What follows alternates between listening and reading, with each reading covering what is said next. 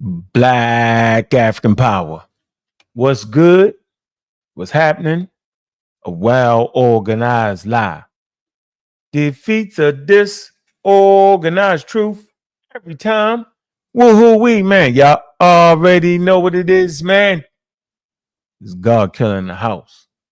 I come to do what I got to do, and I'm going to do what I got to do. I'm standing tall. I'm standing strong. Hey, man, y'all know what it is, man. It's Bobby banging this bitch, man. Welcome to Three the Hard Way, man. Y'all know how we do it, man. We're going to keep it scholarly around here, man. Drop that link early and often, man. I'm your host, Bobby Banger. And we in this piece, man. Let's get it going, man. We got a special treat for y'all. Got our premiere video. Y'all already know what it is, man. I want to start it off with the premiere video. Listen, people get in the building, man, so we can premiere the video. Y'all know what it is. Appreciate everybody to come through, man.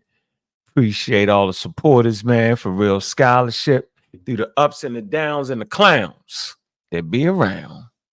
Man, y'all know how they do us, man. Man, we was over there at the Dr. Oyamaya show, man. Make sure y'all tune into that and check out that episode, man. Yeah, that last show was hard.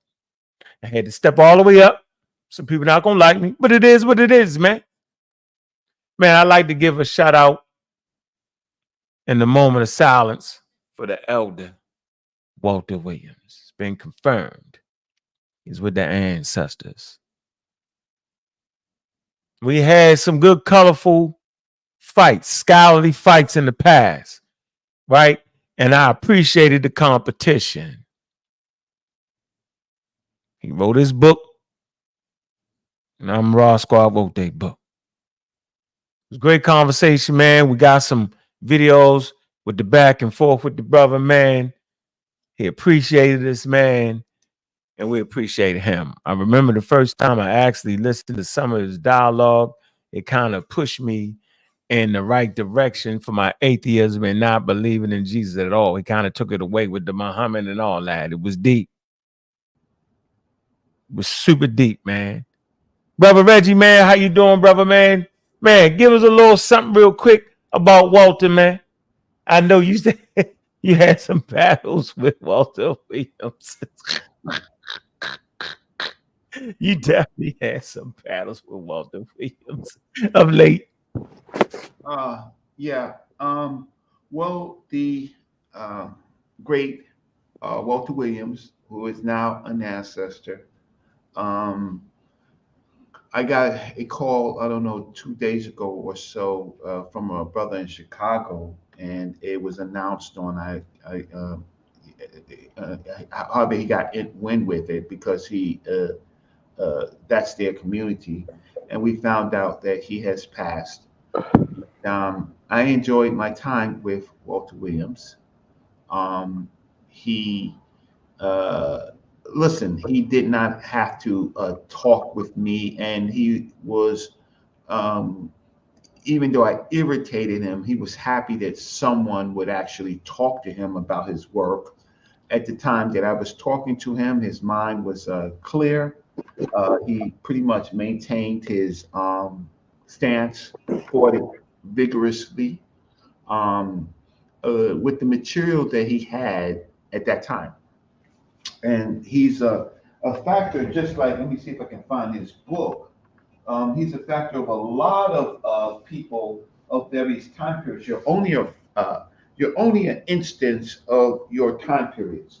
So what sources that you have at that time period, uh, and so his work on the African origin of Christianity, which he's famous of, and the African origin of Islam, this right? No, this is the historical origin of Christianity and historical origin of Islam. There are some things that he put in there that challenged and brought to our attention uh, about, for example, with Christianity, with Serapis and and the Roman and the Greek concepts, and then of course he added his own ideas. I think that his work will be around for a very long time in the context of something to read, something to analyze, something to uh, debunk, something to go forward with, something to center on. Um, I was trying to figure out what his actual uh, when he was born, and I haven't. I need to go and do another search for what his actual time period is, but he is somebody in our community that will be missed. It's interesting when people get that age. Uh, he to me no different than Dr. Ben. Um, Dr. Ben held on to his sources, held on to, had in his mind exactly where he almost where he found the source, and who, what he stood on. These are men of a time period where they they had their own way of fighting white supremacy, right, and challenging white scholars, which Walter Williams did, and Dr. Ben did, and Dr. Clark did. And then sometimes they make mistakes. Um, and we shouldn't gloat on the or pay a whole lot of attention to the mistakes, but use that as something to kind of and Unc does that, right? Unc does that.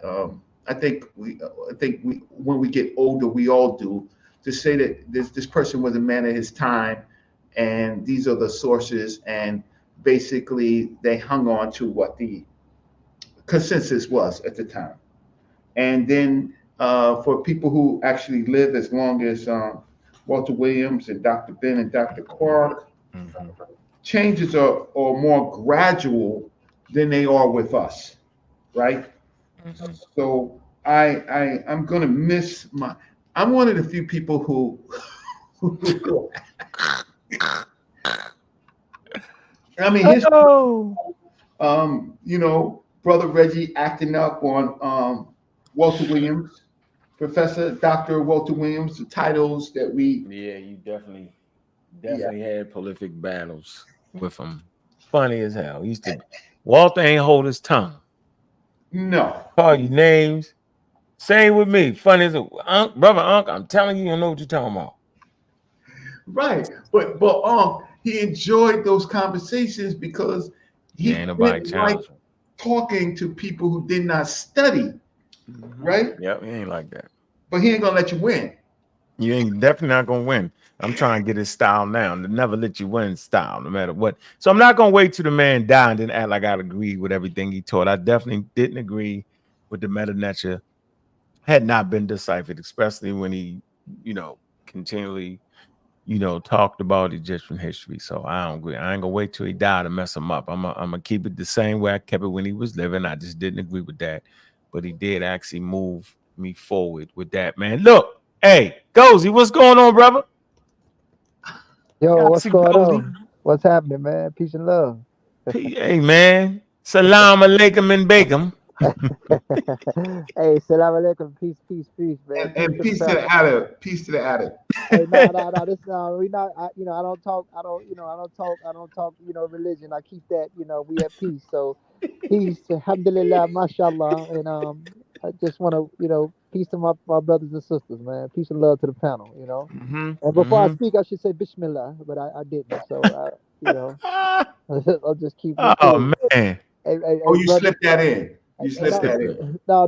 I'm just saying it now because I kind of was, I'm doing things at one time at the same time. So I should have said that before I spoke. Allah subhanahu wa ta'ala, it's definitely there. So it is what it Oh, is. don't worry. Allah only comes down Hey, I don't, in the evening to hear your I, prayers. I don't talk. Hey, one thing I don't do, Reggie. I'm not a scholar in that realm. I leave that to the imams. I mean, hey, you feel how you feel, brother. I do what I do, and it is what it is. I'm not even here to talk about religion or the existence of whatever. Yeah, we just opening up the chit chat, and Yes, yes, yes. they say trust in Allah, but tie the But camel. I hey, mean, well, it's a lot of things that go on in the world, man. It is what it is. People are Nazir people. Lee. They crazy over there. What's up, brother? How you doing, man? The Hebrew, or once a Hebrew, we not quite sure. So we got a salam alaikum, and then we got the yada shala wala halawam. Ain't that how they say it, Nazir Lee? Yeah, something like that. They got a few different ones they say, but I ain't gonna do you what's like that. good? What's good, man? What's How you good, doing, brother? Glozy? What's up, What up? brother? What up, bro? Salam, my hey, brother. peace. What's up, brother Reggie? I'm good.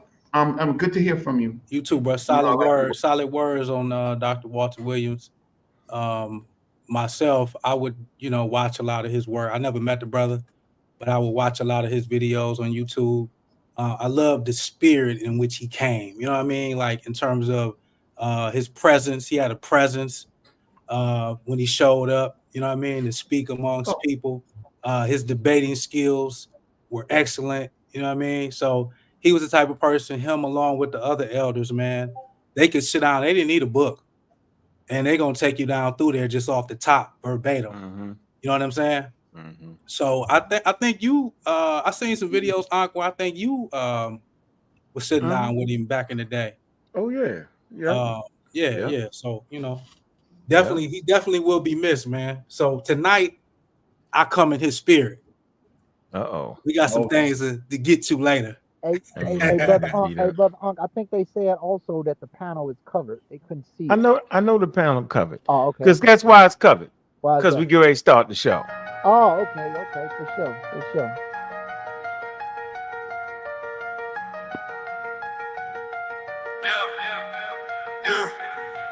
In the land of Kemet, wisdom flows like the Nile. Unlocking the meta, we study in style.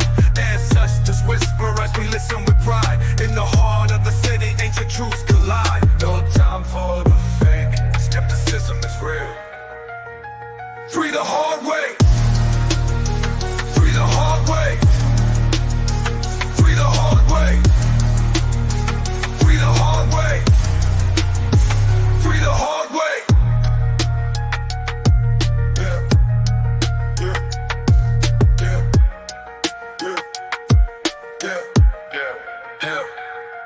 I'm the God killer from these bottomless streets, dropping knowledge bombs as the history repeats and goes deep with wisdom. Channeling the SARS mic, teaching on the block. Ancient wrongs turn right. The law keeps it gutter, rooted like a tree. Yeah, free the hard way. Free the hard way. Free the hard way.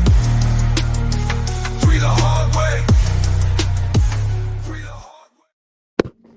Man, y'all know what it is, man. It's Three the Hard Way, man. We're in the building, man. Man, you know what it is, man. That's the hardest joint, point blank, yo. Because we hard with that thing, man. We talk about our favorite topic, man. Using scientific literacy to get the thing right, man. I'm your host, Bobby Banger, man. We got the Sufi himself, man. Ngozi, what's going on, bro? You know what it is. Peace and love, brother. Peace and love to the panel, man. I hope we have a great bill today, man. It's gonna be wonderful. Peace and love. Peace Nazi, peace Gullah Geechee. Peace and love to the whole panel, man. Let's get it cracking.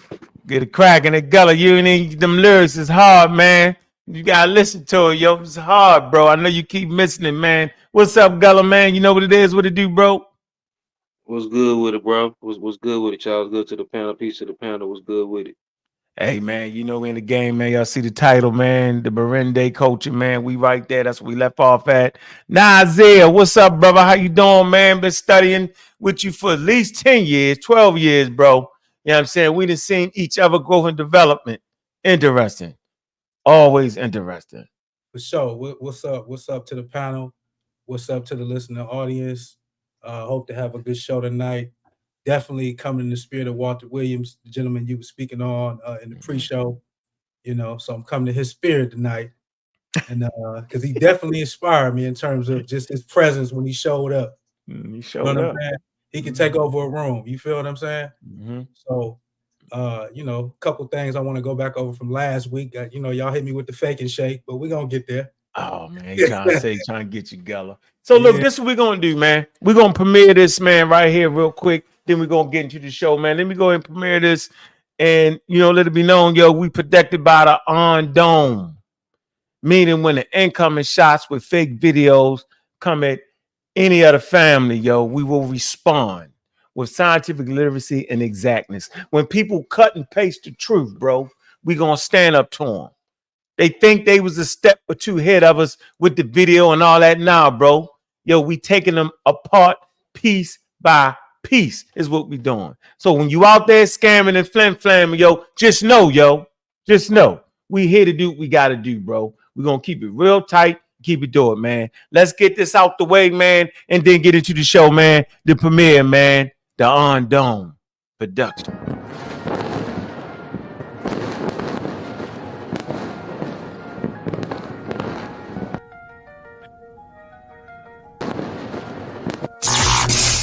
So they start going all over the place. They start finding PhDs getting big backfires. We do know that based on migration patterns, that many West African populations are descendants of ancient Egyptian populations. So every attempt, it was backfiring all over the place.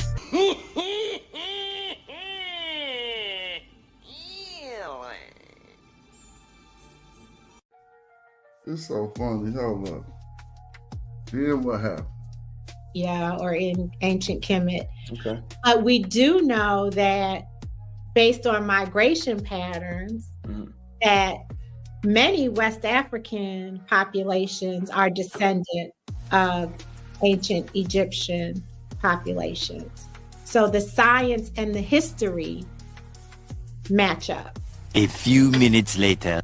We have a lot of chatter in the chat about one of the answers you gave to West Africans being connected to the Egyptians. But before we address that, I want to take this little commercial break, and y'all can get the test at a 10% discount, okay, at AfricanAncestry.com if you use the promo code Brother Ankh, BROANKH. Okay? That piece about Egyptians migrating to West Africa, we seem to have an issue with that.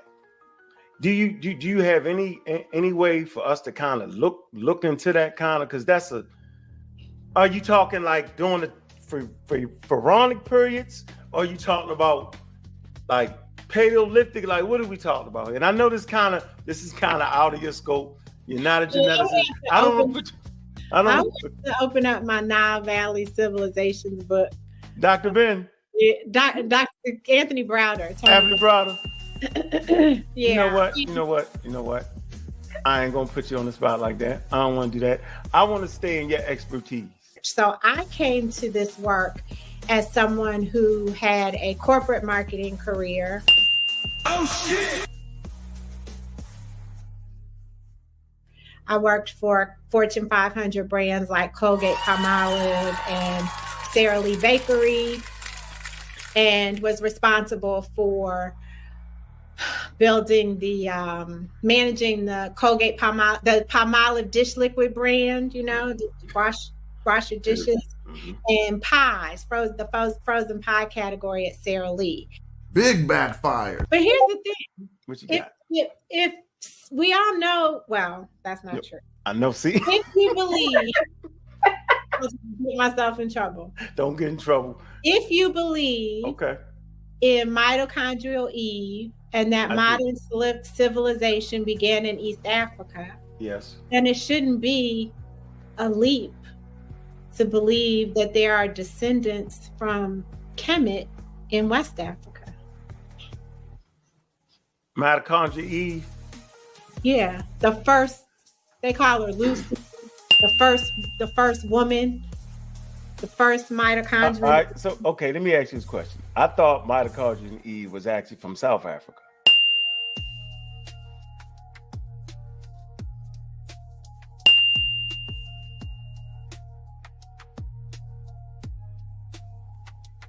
That's what I was thinking. Okay. Because humans almost died out during the time period you talking about. You talking about the first Homo sapiens? They almost died out. They got chased to South Africa, and maybe I'm wrong. I could be wrong, but I was thinking that mitochondria Eve, Y chromosome Adam.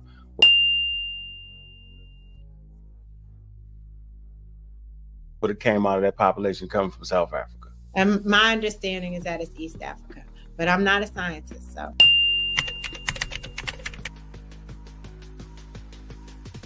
But I'm not a scientist, so. Big backfire. But I'm not a scientist, so. Hey, oh shit! These niggas be scamming, oh shit! Me neither. So we're gonna get off that. Understanding is that I'm not a scientist neither, and we're gonna get off that. Okay. Right. Sitting on the block, ancient rocks turn right. The law keeps it, gotta root it like a tree. Yeah, free the hard way. Free the hard way. Free the hard way. Free the hard way. Free the hard way.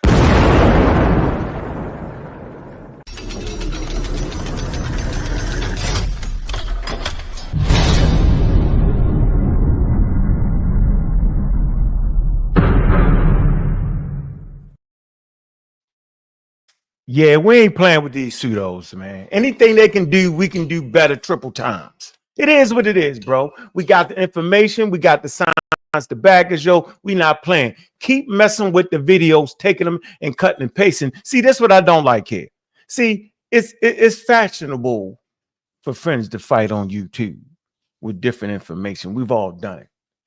Me and Isaiah have done it, right? Me and Ngozi have done it. Me and Gullah have done it. It's okay. But what none of them three have done is actually lied to win. This last round dealing with these dudes, they lied. See, we know you scamming when you take a video, right? Cut and paste it, knowing daggone well that the lady changed her position on it, knowing that the sister, Gina, was not even a scientist, that she's an expert businesswoman in marketing. She has a degree in marketing. I believe she has a doctorate.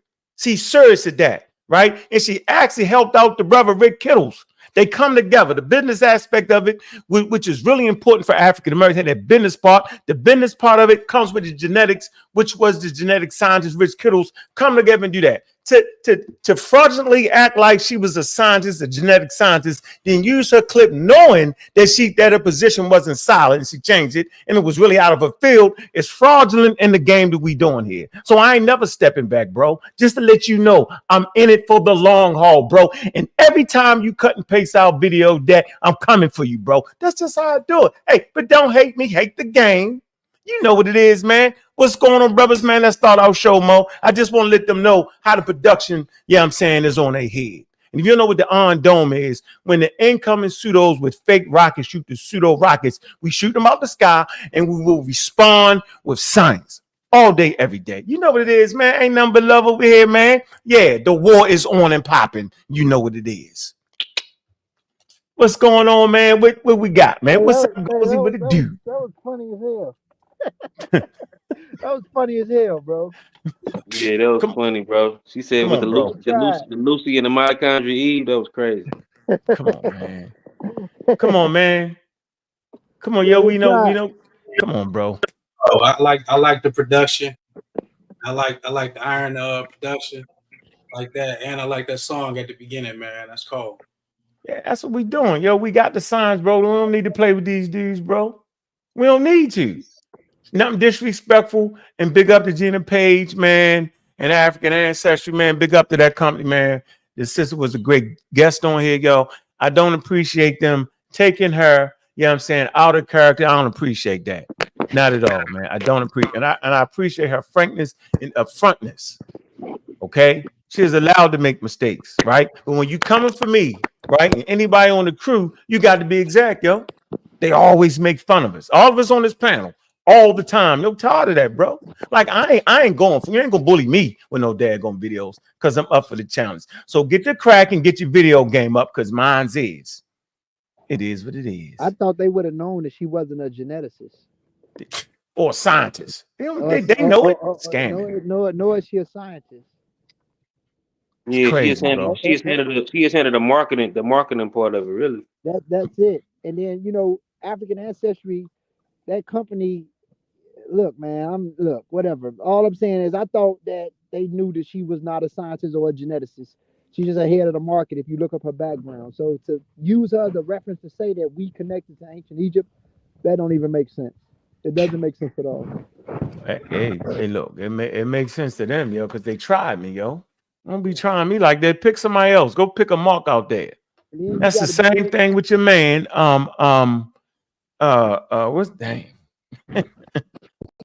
Yeah, he in it too. Yeah, he be helping out. King's my love. Yeah, you know what, Kings. I'm on your head too, King's my love. I'm right here.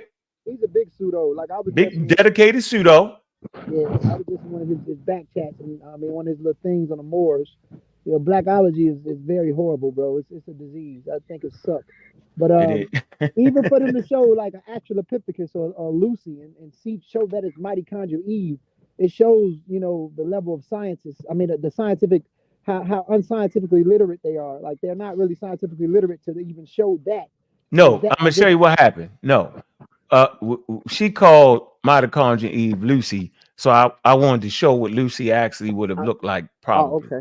Oh yeah, okay. You get it? You did it. Yeah, you did a great job, and you were right because if she don't know that, this is what I'm saying. If she don't know that scientific Eve that's responsible for our species, and then she said that's Lucy, which was an Australopithecus afarensis, that's a problem. That lets you know that it's not a job to know, though. You feel me? And it's not her job. It's not. But for them to take that and run with it, I'm not saying making fun of her, but I'm saying for the people to take that and run with it as if she had a point or she was writing on point. She didn't even know the difference between that. That lets you know where they at. That's bad. That's really bad. It's terrible, yo. Yeah, we don't play that game around here, man. That's why we got the best show when it comes to talking about accuracy in Egypt, man. And y'all know what the topic is. We left off at the Merimde. All right. That's what we left off at. And we can get right. Let me see. What I said. How to get to, let me see. Merimde culture. 1 second. We'll get right here, man. Let's get right to this, man, and get the show cracking, man. I know it's y'all favorite. Prehistoric. Y'all know how to follow. Prehistoric Egypt. All right. Y'all know what we're using. This is easy for y'all to follow. Big up to Dr. Oyama Yacht. Man, go over there and check that show out, man. And we keep now foot on their neck, yo. Because we can. You can play them games with certain people some of the time, Joe, and fake them out, but you can't play that game with all the people all the damn time. Some people just ready and up for it, yo. And I ain't gonna never be disrespectful in this next round. I'm just gonna kill them with the science because we can. That's what we doing, man. And shout out to the donations, man. Big up to Joe, man. Appreciate you, man. That's love right there, bro. Appreciate that, man. Some real talk, man. Big up. Hold on. Bigs up that Mr. Torres, man. Appreciate you, man. So you got on the screen, man, where we at? All right. So we had the Merimde culture. All right. We went through Wadi, went through all this, Mesolithic, Kudan culture. We went through that. Now, Neolithic to proto-dynastic. We went through that. Went through the Fayum, right? Fayum culture A. And I guess we end up saying, y'all want to start off with the Fayum?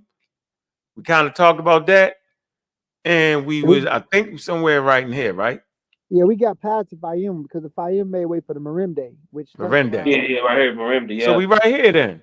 Yeah, because basically this section is Neolithic, but this is Neolithic in lower lower Egypt. So they got two sections. They got the lower Egypt section, got the upper Egypt section, like that was going around during the contemporary time periods.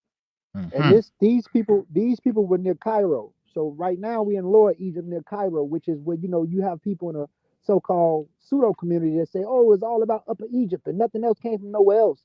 And you can see that there was activity going on in Lower Egypt in 5000 BC and 4200 BC, and this is why the Merimde is so important.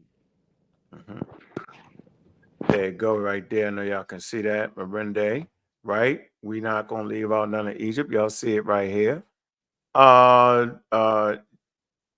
Geographical region is Egypt, the period, the Neolithic, the dates 4,800 BCE, 4,300 BCE, contemporary with the Tajian culture. We're gonna get into the Tajian culture, the Badarian. All right. Once again, it's contemporary with the Tajian culture and the Badarian culture, preceded by the Fayum A and Amerition. Did I say that right? Hold on. Amerition. Did I say that right? Let me make sure. All right. Admiration. Yeah, I got it right. The admiration, which is synonymous with Nakata too. Okay. All right. So we right there. So we got some archaeological work on this. I say it was cool. Let me see. Hold on. Concentrated around Merimde, west of the Delta. All right. The Nile and Lower Egypt. And like you said, near Cairo. And they all ignore this. Maybe they're afraid. I don't know why they ignore this, bro. This is an integral part of the Nile Valley. I don't know why they do it. Because the people look different than they want them to look. I don't know, bro.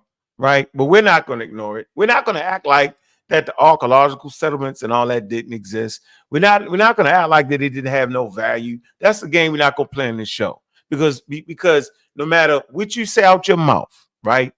It was the coming together of these ancient tribes and clans that form Nile Valley culture. Simple as that. Absolutely. Simple as that. You either study the thing right or don't study it at all. All right? Absolutely. And you know what's interesting about them, what I like about them, those masks that they use, those death masks that they use, you can find those masks that they use much earlier with some of their cousins in the Levant, in the earlier phase of the Levant, earlier phase of the Neolithic. It's about 2,000 years earlier than you'll find in that portion of Egypt, which showed you that they had a run between the Delta and with earlier groups that was in the Levant, who was also partly them.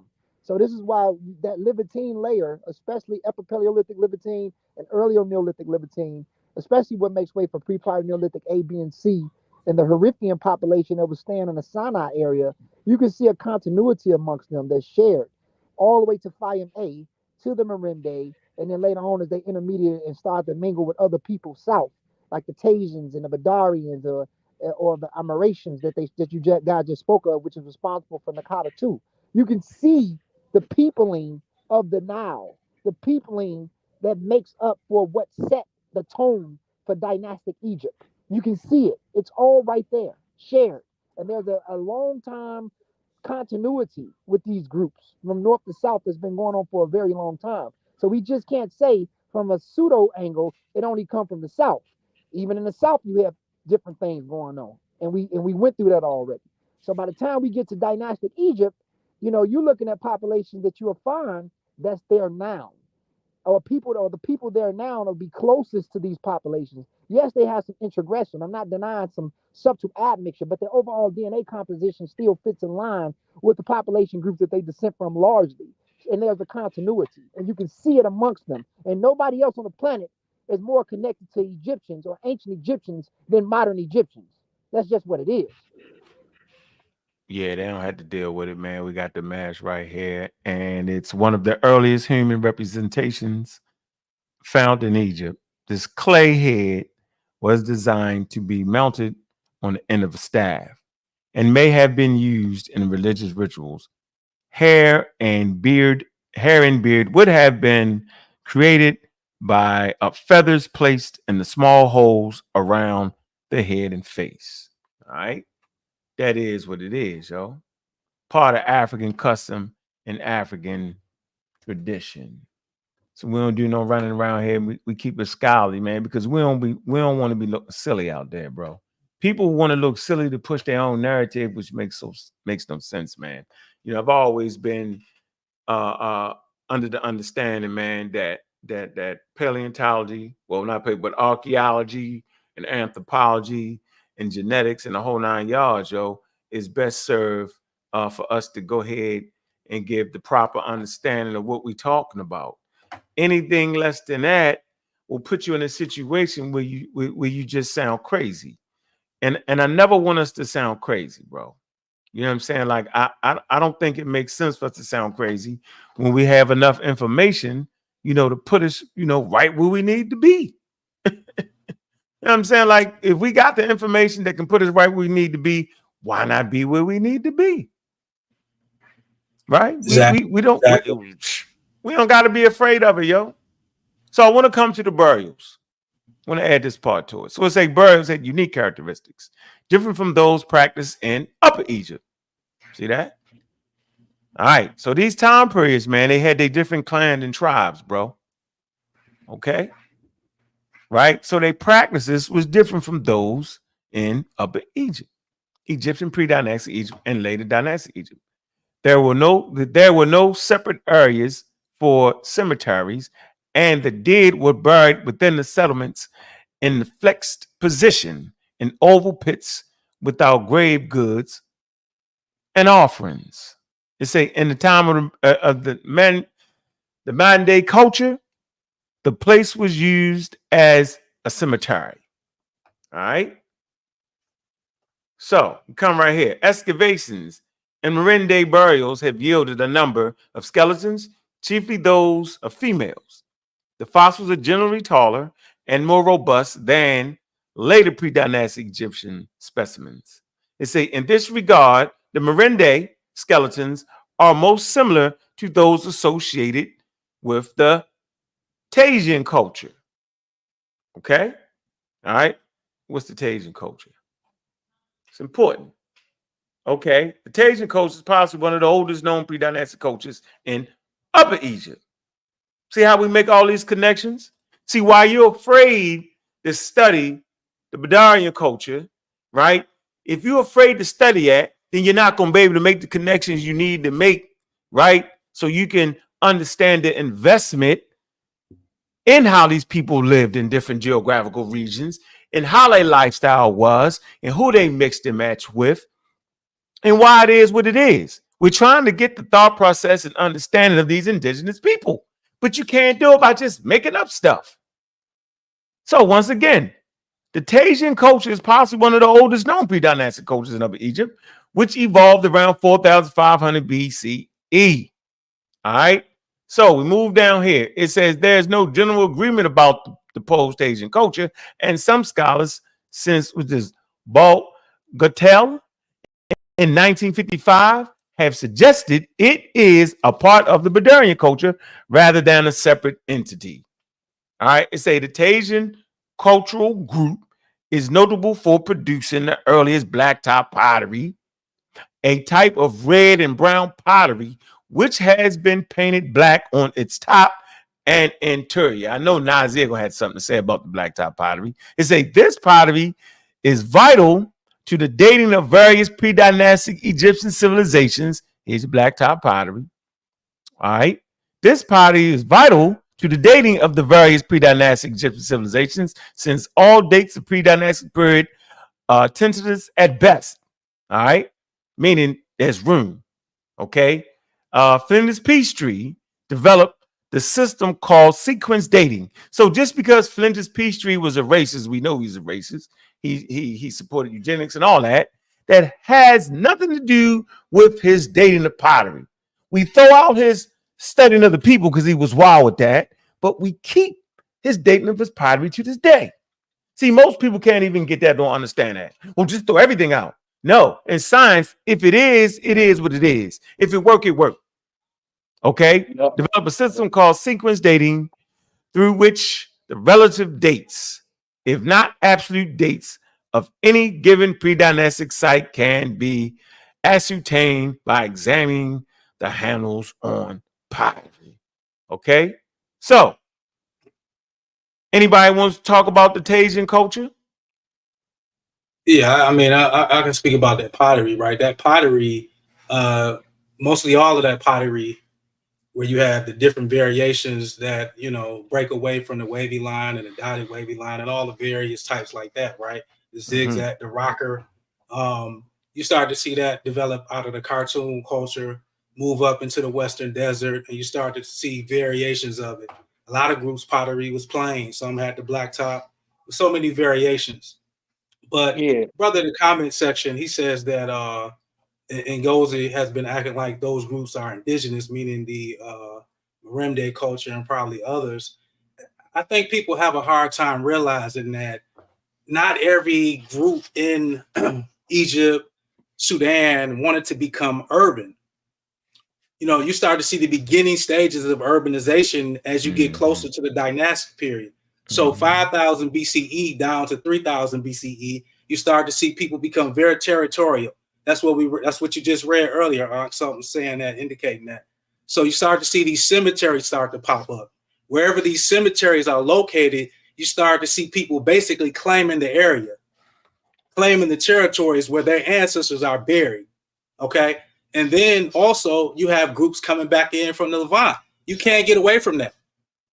I can put up a study right now they did saying that the Wadi Halfans from the Pleistocene period actually continue over down to like I want to say, I think 1400 BCE.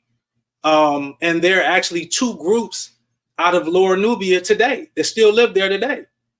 And they, based on the ancient genomes that they sequenced, these groups are tied back to the Wadi Halfans that we thought disappeared, but they're still actually in the Sudan till this day. But they also said that the West Asian ancestry that they had came from the majority women. So they were taking West Asian women. That's going to change your genetics. I'm sorry. You know what I'm saying? And that's just one component. That's not even talking about the men who came in, the traders who came in, and they set up shop in the Delta regions. And that's not even talking about the back migrations that occurred that we've been talking about, you know, forever. I'm sorry to say this, and I'm an advocate for Central Saharans, which would include West Africans coming into the Nile Valley, but they start to become marginalized around this period that we're talking about, and they're in the deserts. It's a reason that as we get into the dynastic period, when you start to see these groups form and become very politicized in regional polities and city states up and down the Nile, they hate the people. I'm not going to say they hate them. It's animosity between the urban people who become well-to-do. They're settled. They have a whole different cosmology. They have time on their hands. They have schools. Understand this, that people, they have schools at 3000 BCE. Think about that for a minute. The time, whereas before you was too busy hunting and gathering and fishing and trying to survive the elements. Now you've got time on your hands where you can sit and think and figure things out and begin to come up with different strategies about taking over certain resources in the valley. How about that? How can we, do certain things in terms of forming a government and unifying things? So this is what's on their mind. And the people that are in the deserts, like I said last week, they're just like your cousins from down south if you moved up north back in the day, back in the 30s and the 40s and the 50s. You view them as country bumpkins. You know what I'm saying? And that's just how it is. And we can get more into depth about the people in the desert, but look at how the Egyptians viewed the people in the deserts.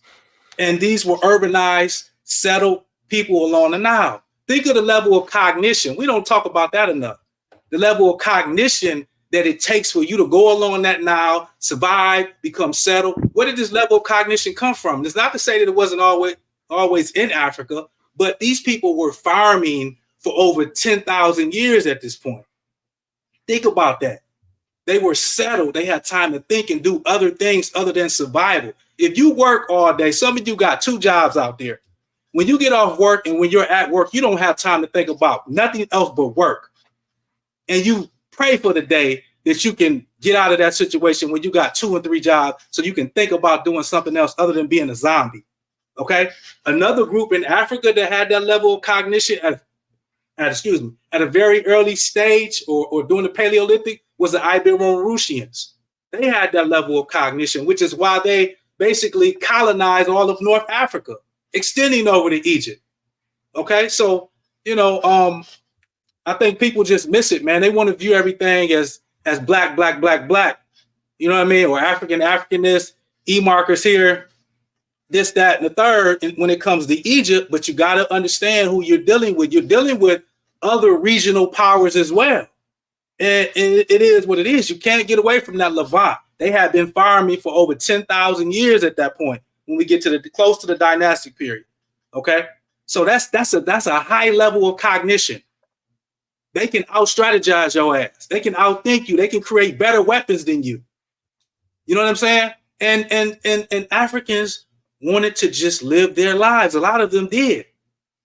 Our ancestors, the West Africans that become Central Saharans and start to become highly mobile and move back and forth, they wanted to just live their lives. They had all the resources they needed in them deserts. They had their oases. They had their little animals. They had their little wild grains. They was good. They didn't want to become urbanized. But ultimately, that's what made them become marginalized. And the other people who wanted to live that urban type of lifestyle, they end up becoming the great civilizations that we read about. And so, but what I always have been talking about since I've been on here and what people overlook is the contributions that we gave to that greatness that they produced. And remnants of us made it over into that. Remnants of us, though. Remnants. Are you saying West Africans didn't develop urbanization on their own? West Africans develop urbanization on their own. No, I'm saying in relation to dynastic Egypt. Okay. I'm saying those groups along the Nile become urbanized. Some of the earliest urbanization in the world along the Nile.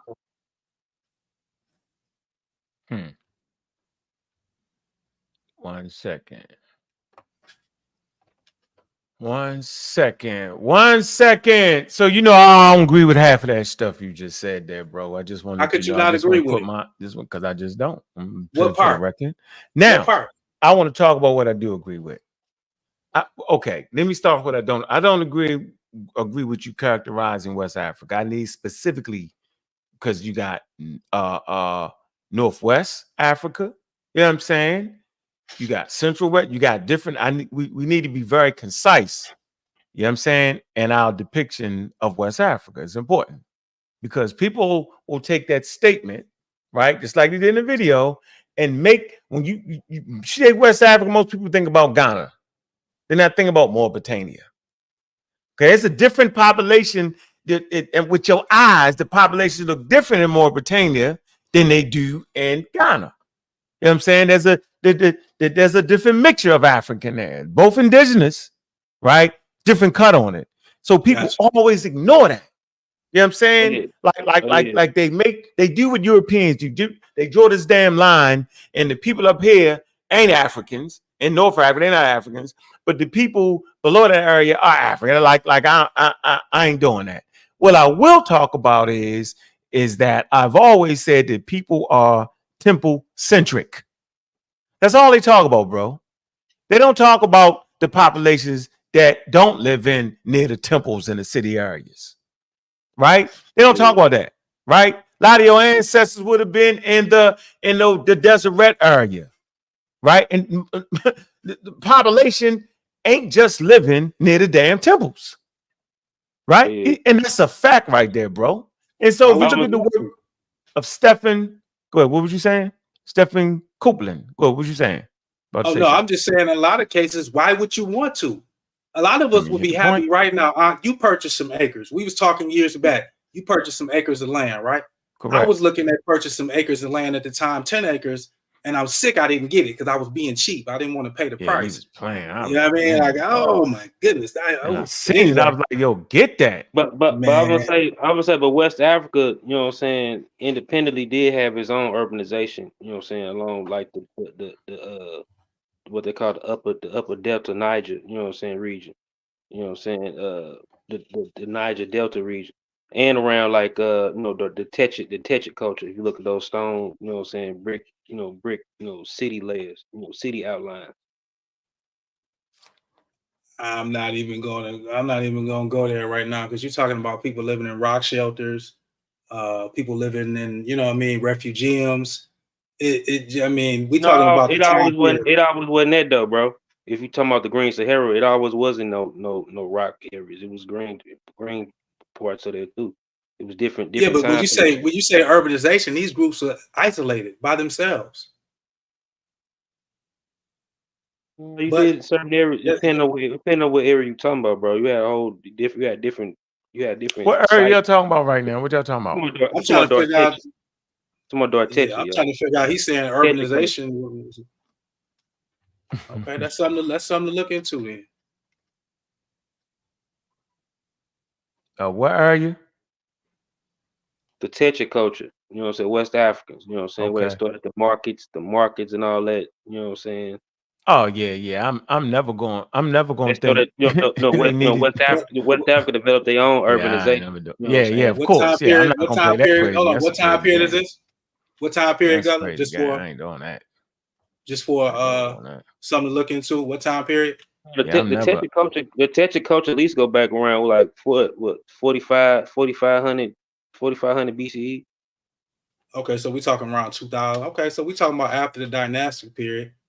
So that's kind of not. But it don't got nothing to do. But it don't got nothing to do with the dynastic. It's his own thing. You don't have dynastic people don't have nothing to do. You talking about at that point they've had contact with pastoralists. They've had contact with throughout the Green Sahara with different people. Different people have migrated into those areas. So it's not relevant between. I'm talking about 3000 BCE back. But just because pastoralists, you had pastoralists that migrated before Egypt was even Egypt. When you say urbanization, that's a strong statement to put on cultures in West Africa at that time. Nah, bro. No, it's really not. It's really not. No, I shared my screen though, because you said you wanted me to show. Yeah, I need to know exactly where at West Side. Remember we talked about that. Yeah. I need to know exactly where at. I don't need to just holler out West Africa. That's not exact for this type of show. That's not.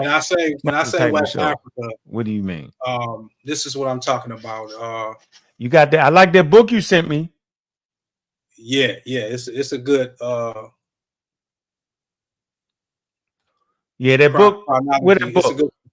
It's a good chronology for the Aqualithic. Yeah, but it tell you where though. It tell you read the title of it. Okay, hold on right here. Okay, so this is burials, migration, and identity in the ancient Sahara and beyond, and it's a good reference point. It's talking about the Green Sahara. I hope everybody can see that because when I do this, I can't actually see what's showing on the YouTube anymore. So hope everybody can see this. But anyway, the current aridity of the Sahara is not a good guide to its past status. As in the early Holocene, it was a lush humid area with a chain of lakes and waterways connecting west to North Africa. This would have created both a corridor for savanna and aquatic species to diffuse and a major expansion of resource opportunities for both sub-Saharan and North African foragers. That's important right there, huh? Because I got another source as well, maybe show later, probably not show back to back to take up too much time with this point. But the waterways probably both drew populations further east with specializations such as crocodile and hippo hunting and attracted Maghrebian foragers armed with bows and arrows southwards as large mammals began to migrate north. So let me paint this picture. During like right before 10,000 BCE, you've got animals, fauna, and everything sensing the changing environment around them. They begin to migrate northwards. Okay, as they begin to migrate northwards, guess what humans are going to do? Follow. Where we at? Where we at? I was looking. Huh? What'd you say, Gullah? I would say why you ain't continue reading this. Yeah, keep reading that. It say linguistics affinities to North. I'm just making a point. Where we at in West Africa? We just want to give the people where we at, yo. Okay, it just said where we was at in West Africa. We in the Green Sahara. So the Green Sahara is usually, okay, listen. Usually when you talk about the Green Sahara, usually everything is interconnected with Mali and Niger. That's the center focus of usually any conversation around the Green Sahara. And then we talk about everywhere else. Because why? Because everybody converges. Then I'm going to show you. I ain't never heard that. I'm just saying that's something Okay, new I'm in my gonna ears, show man. you. Yeah, when I Southwest heard is nothing large about it, mammal. yeah, they talk about it, the whole thing. Yeah, Okay. what I ain't heard probably make another whole 1,000 books, bro. But go ahead, work your thing. Okay, southwest is large mammals begin to migrate north along these networks of rivers and lakes. Linguistic evidence suggests that the aqualytic specialists and wielders of bone harpoons could have been Nilo-Saharan speaking. Mhm. This period is too early What for I the be spread saying. of cattle keeping. Huh? That's what I be Keep- talking about. That's what I Yeah, be keep talking going. Yeah, but you be wrong. I'm gonna show you right here. You wrong. This period is too early for the spread of cattle keeping, and indeed, there is no linguistic evidence for the reconstruction of livestock terms to this level in Nilo-Saharan. Brooks et al. Have plotted the spread of cattle keeping across the Sahara, and the pattern is clear. The oldest sites are in the Nile Valley between 8,000 and 6,000 ? And the youngest sites in Mauritania 3,000 and 2,000 BCE. Delernier reports foragers corralling Barbary sheep between 7,500 and 6,500 BCE at some Libyan sites. Populations must have moved in from the north, south, and east, as they are likely to have been both linguistically and culturally diverse, something particularly suggested by the Gobero site in Niger. The linguistic affiliation of North African forager populations who came south. So we've got North African, Ibero-Mauritanian, Mectoid populations coming south. They're coming down into the Mali area, which is this is going to demonstrate. And it said that particular level of Nilo-Saharan language. It didn't say the whole thing. That you have, Nilo-Saharan go beyond pastoralism. I'm not even arguing language right now. I'm just reading this. I'm just saying. I'm not arguing what it said.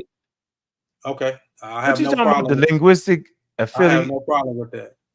affirmation of the North African forager population. That's what you was reading at? I read it again. The linguistic affiliation of the North African forager populations who came south is difficult to establish, as they probably represented a language phylum or phyla now vanished. The evidence for this is an expansion of microlithic Ounanian points in West Central Sahara from 9,000 BC, contributing to the Epipaleolithic of northern Mali and southern Algeria. So you know the range where we're at right now. So last week, Gullah, you said Ounanian points are everywhere. And I wanted to get you on record saying that because I'm like, bro, come on, you can't just let's get back to the West African area. Don't go too far. No, this is important. It's right here. It's important. I wasn't saying it. I'm saying they spread from the east, origin. The origin of these Ounanian points are from Northwest Africa. North Africa. They're bringing it down to Mali. That's the only point I was making. You said no, bro. They're everywhere. I'm just saying. I said they spread from the east, bro. From Niger. They spread. Wait a minute. You said Ounanian points spread from the east. Where? Pull the source up. Because I'm saying the source is saying, and I'm saying they spread from North Africa, Northwest Africa to be exact. The Ibero-Mauritanians bring them down to Mali. Do you have a source refuting that? Yeah. Okay. Yeah. I got another source that'll just get straight to the point. Source, and what's the title of this source? This is Burials, Migration, Identity in the Ancient Sahara and Beyond, 2019. This is page 449. I got another source too, but just specifically dealing with the Ounanian point, showing their origin and showing the people who spread it to Egypt. Because that's, you know what I mean? When you say that it's everywhere, that would give people the assumption that the dates in the Nile Valley are older. I'm saying it spread. I didn't say everybody. I said it spread from the east, bro. From Niger Congo people. I clearly showed that and said that. How it spread from the east? It just said they bringing it south from the north, from North Africa. So I'm saying just pull up a source, bro. We ain't gotta just pull up a source. Okay. So it says contributing.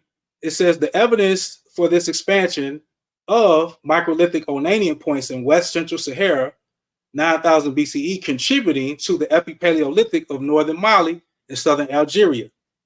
These populations are called Paleo-Berber in the literature, but there is no evidence they spoke a language in any way connected to modern Berber. As they spread southwards, they transferred the bow and arrow to a population which eventually become modern Niger Congo. Although these foragers were broadly assimilated, There appear to be relic populations from this era. Across the region, there are remaining groups of foragers, often socially excluded, who maintain an archaic lifestyle. None of these retain a distinct language. I don't even have to go no further. Oh So yeah. these So groups, basically, hold on. So basically, hold on, bro, don't cut me. Don't hold on, wait, don't cut me off. I'm trying to make a point here because he asked me specifically where. Let me make the point. but I can agree. I can agree. I can agree with this. You know what I'm saying? But basically, Yeah, did he get there yet? No, I'm I ain't saying heard you get there yet. you may agree, but I don't agree with me. No, as of you right ain't now. get me there yet. I'm waiting for it. What part of West Africa? The Niger-Congo people are different. So different the than page the I'm showing right Merimde now, people. the page I'm showing right now, page 449. Okay. These groups all of these groups converge in Mali. Okay, they converge in Mali. The Ounanian points spread eastward from Mali. Matter of fact, let me quantify. Hold on, go that. back. No, go back to the Okay, page. It says that. It says Mali right there on that page. Yeah. You said it came east. You said it came east. Let me read it again. Let me read it again. That the linguistic affiliation, third paragraph, the linguistic affiliation of the North African forager populations. For the record, these populations are Ibero-Mauritanians. Let's just be clear.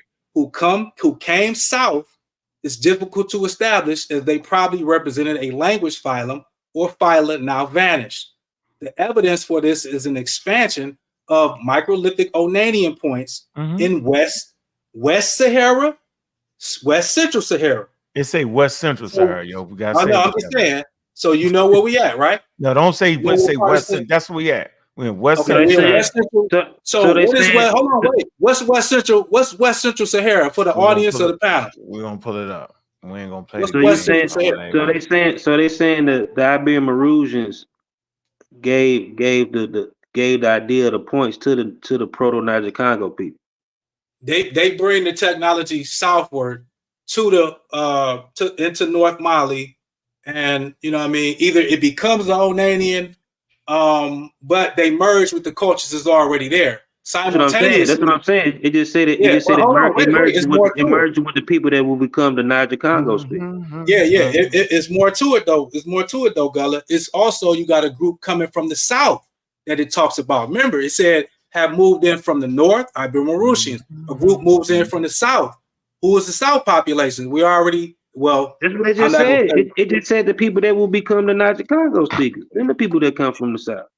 Yeah, but hold on. You got to be specific because it's not just Mali. Hold on. How you gonna say hold on? What you mean? Hold on. It was specific. Niger-Congo people.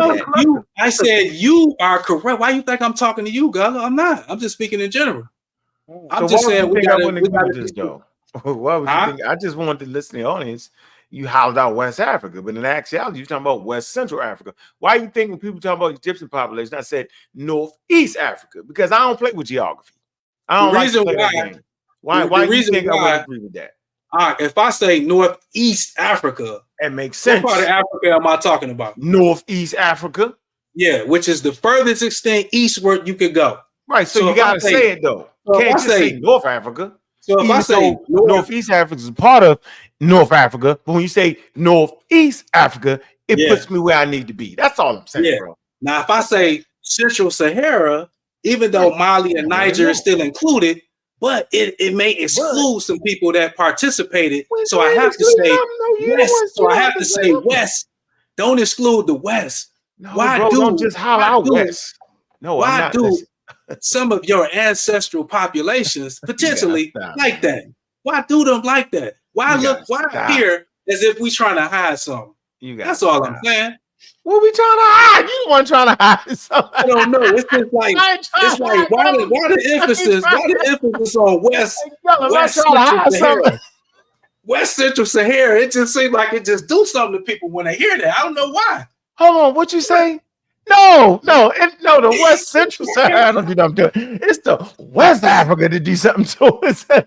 When you say the West Africa and connected to Sudan, that's what do something to me. I'm like, hold on, bro. That's why we gonna act like Mali and Niger is not West Africa? Why we gonna act like that? Boy, you playing no games. Boy, you will fail in geography. Here we go. Fail a daggone geography class, yo. Here we go, because I want to quantify what I said about the. Here we go, right here. You would, yo. I'll be the first to tell you. You definitely fail at, yo. This will further explain my point about the Ounanian points. Funny, yo. It says right here, second page. This is ancient watercourses and biography of the Sahara, explaining the people of the desert. Yeah. That's my favorite. What's up? Okay, you missed this part. So I'm on the second paragraph here. Let me look at this. Hold on, I ain't let me look. I gotta squint my eyes. Yeah, I've been looking at this for like at least 15 years. When is this date on this article? How old is this article? That's an oldie but good. That's the one people weren't even knowing about. See that? Hold on. I'm gonna tell you how slick I am. Look at Northeast Africa, then come down to Central Africa and look at that black spot. That's a lake right there. Right? Yeah. That's a lake right there, and that's Lake Megachad. That's Lake Megachad. That's how long I've been reading this. Ain't nobody gonna listen, man. Ain't nobody gonna, they can't take the history away, bro. You put it down. You know how long I've been looking at that. Back in the day with the shell toes and the leather jacket and you know what I'm saying? You put it down back in the day. Ain't nobody take that from you. But we got second paragraph at the top, second page. The Ounanian of northern Mali. So we know what the Ounanian is. The Ounanian is a merging of cultures, but that's neither here nor there. I can use another source to get deeper into that. The Ounanian of northern Mali, southern Algeria, Niger, and central Egypt at around 10,000 years ago is partly defined by a distinctive type of arrow point. These arrowheads are found in much of the northern Sahara. And are generally considered to have spread from Northwest Africa. See what I'm saying? This view is supported by the affinity of this industry with the Epipaleolithic that also appears to have colonized the Sahara from the north. Okay, so this is what I'm saying. This is what I'm saying, man. There's other research to go into this as well to show that they colonized these individuals in the North Africa. No, I didn't say from North Africa. We got to go back again. We got to go. We got to go back. You just read it. Why you leave that page? Hold on. Ounanian, bro. Don't leave that out. So evidently you just proved leave that page the Proto-Nazi Congo people wasn't originally Ounanian. They got introduced. No. The what you call this one Ounanians? Why would you leave that page? Hold on. That's what I'm saying. But whoever the Proto-Nazi Congo people was, that wasn't original Ounanian. They went into that. They went into that, and whatever Ounanian was, they was part of that mix. Yes, the North African whatever they had to, you know what I'm saying, whatever it became, they had to put whatever they was into that too. You know what I'm saying? Whatever. Yeah, I got another source to show that they did in fact mix. They mixed. It was like an area of coalescence. They converged there. This is kind of where they converge at. North, even west, because you remember you got groups in Senegal around this time as well. I sent you that. You got sites now. See, a lot of this, I don't even want to cuss, but a lot of this information is new within the past few years. So we can put a lot more pieces of the puzzle together to show exactly who was where, who was moving. So they moved from West Central Africa. They moved northward. They didn't really take the Sahel route because you don't see any Ounanian points in the Sudan. So you can tell the way it was colonized, it was mostly from the north. And they become predominant in Libya, and then you see it all in the Western Desert. So you can kind of see the path that they went through. Then you got another group who go eastward. They go through the Sahel into Central Sudan, but that's for another day.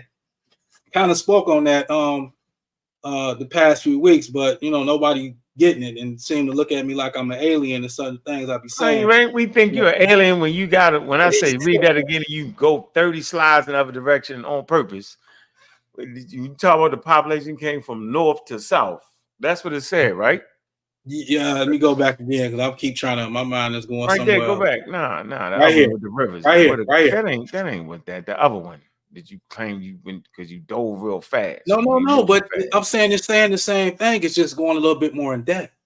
It's showing you that. Yes. Look. Okay. It said West Central Sahara from 9,000 contributing to the Epipaleolithic of northern Mali and southern Algeria. Yo, that's important. These reasons, because watch this, yo. If I just say, let me show you how it works. If I just say Nubia, right? I'm saying, are you talking about northern Nubia? Are you talking about lower Nubia or upper Nubia? That's important. Because within Nubia, right, you got populations that vary. Am I right or wrong, Gullah? Oh yeah, you do. Yes. You're right. Yeah, I can pull up. So that's what I'm saying. I'm just so my point is, we're not gonna do this. Ain't amateur night at the Apollo, right? I'm saying what we doing is we're showing the propensity, right, with geography, because just because you hound out Nubia, don't mean that population in the north and the south is exactly the same. That's how everybody like to do it. I don't like to do that. Because I know because we can read and see there's variations within the pop. Just like you say Egypt, right?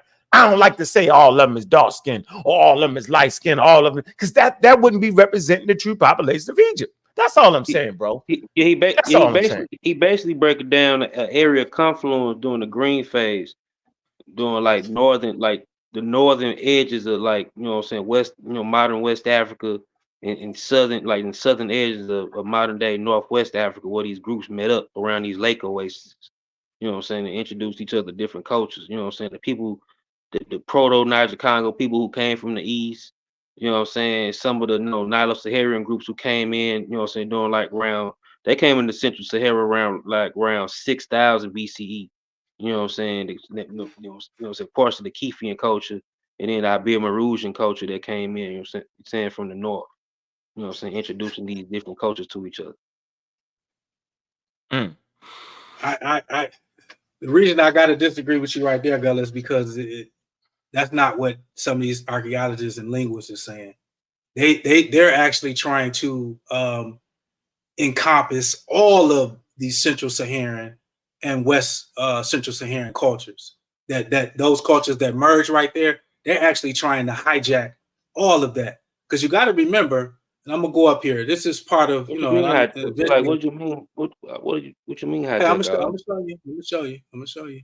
Now, we just got done talking about Flinders Petrie, of course, breasted, of course, and this is not a video. This is just some screenshot of the video for the listening audience to go and watch whenever you get a chance. You saying it wasn't a multicultural there? No, I'm not saying that. I'm gonna tell you what I'm saying in a minute. But it's not you personally. It's not you personally, Gullah. I'm arguing a model, and you kind of take bits and pieces of that model, so it makes it appear like I'm personally coming at you, but I'm not. You feel what I'm saying? But Junker, even that, like when I read that the Augustine Hall paper in the conclusion, you know what I'm saying? The model, like you talk about the different Archaeology model and other, you know what I'm saying, the student model. They, they still, like, the model ain't completely thrown out though. You're still some elements. Parts of it. I'm with you. But if you look here, right, this is Ancient Africa, a Global History, the 300 CE. This Christopher Rhett, one of his newest books, right? And if you look on page 133 of the PDF, you can get it for free online. He used the Sudden model. He don't use the Archaeology model. No, I know but it's all based on the Archaeology model. It's just an expansion of the They're building on top of the Archaeology model. It says early Nilo-Saharan speakers, second paragraph. Early Nilo-Saharan speakers advancing west, it appears, from the areas with an already aquatic economy along the Nile, right? And I'm getting ready to destroy that Nile stuff in a minute, because you presented a source last week. Why wouldn't Nilo-Saharans come from the Nile? Why wouldn't Nilo-Saharans come from the Nile, bro? That's where they cultural region come. Even the genetic markers. I'm not arguing that. I'm gonna show you what I'm arguing in just a second. It says. I'm arguing the date. I'm arguing the date that they're pushing, that the model is pushing, right?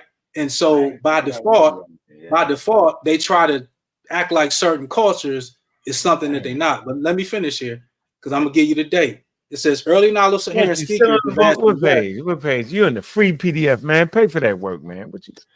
Why would I do that? You know, man, you know how much Because money I would have been. Bro, I literally, I'm gonna be honest with you. I went broke, bro. I'm 800,000 in the hole right now, right?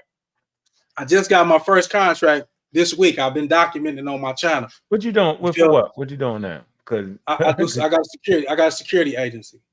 yeah, that's what So you do. Yeah, I just got you my go down contract. 800,000 and go up. So don't play with me. This is me. Yeah, I'm gonna be right. I'm gonna be right back up. But I'm saying right now I'm down. I just got my first contract. I'm on the net 30. I don't start. You saying it. I don't start the November 1st. I'm on net 30, so I don't even get paid. I ain't listening to you. So it's ugly. When I tell you it's ugly, right?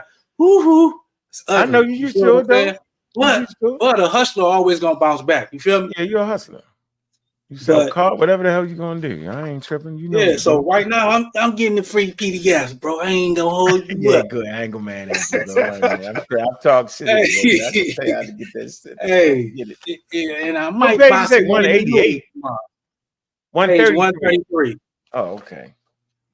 All right. For us rich folks. Oh man, all I can say is taxes and penalties is ugly. But anyway, early Nilo-Saharan. Where you at? I'm on the second paragraph.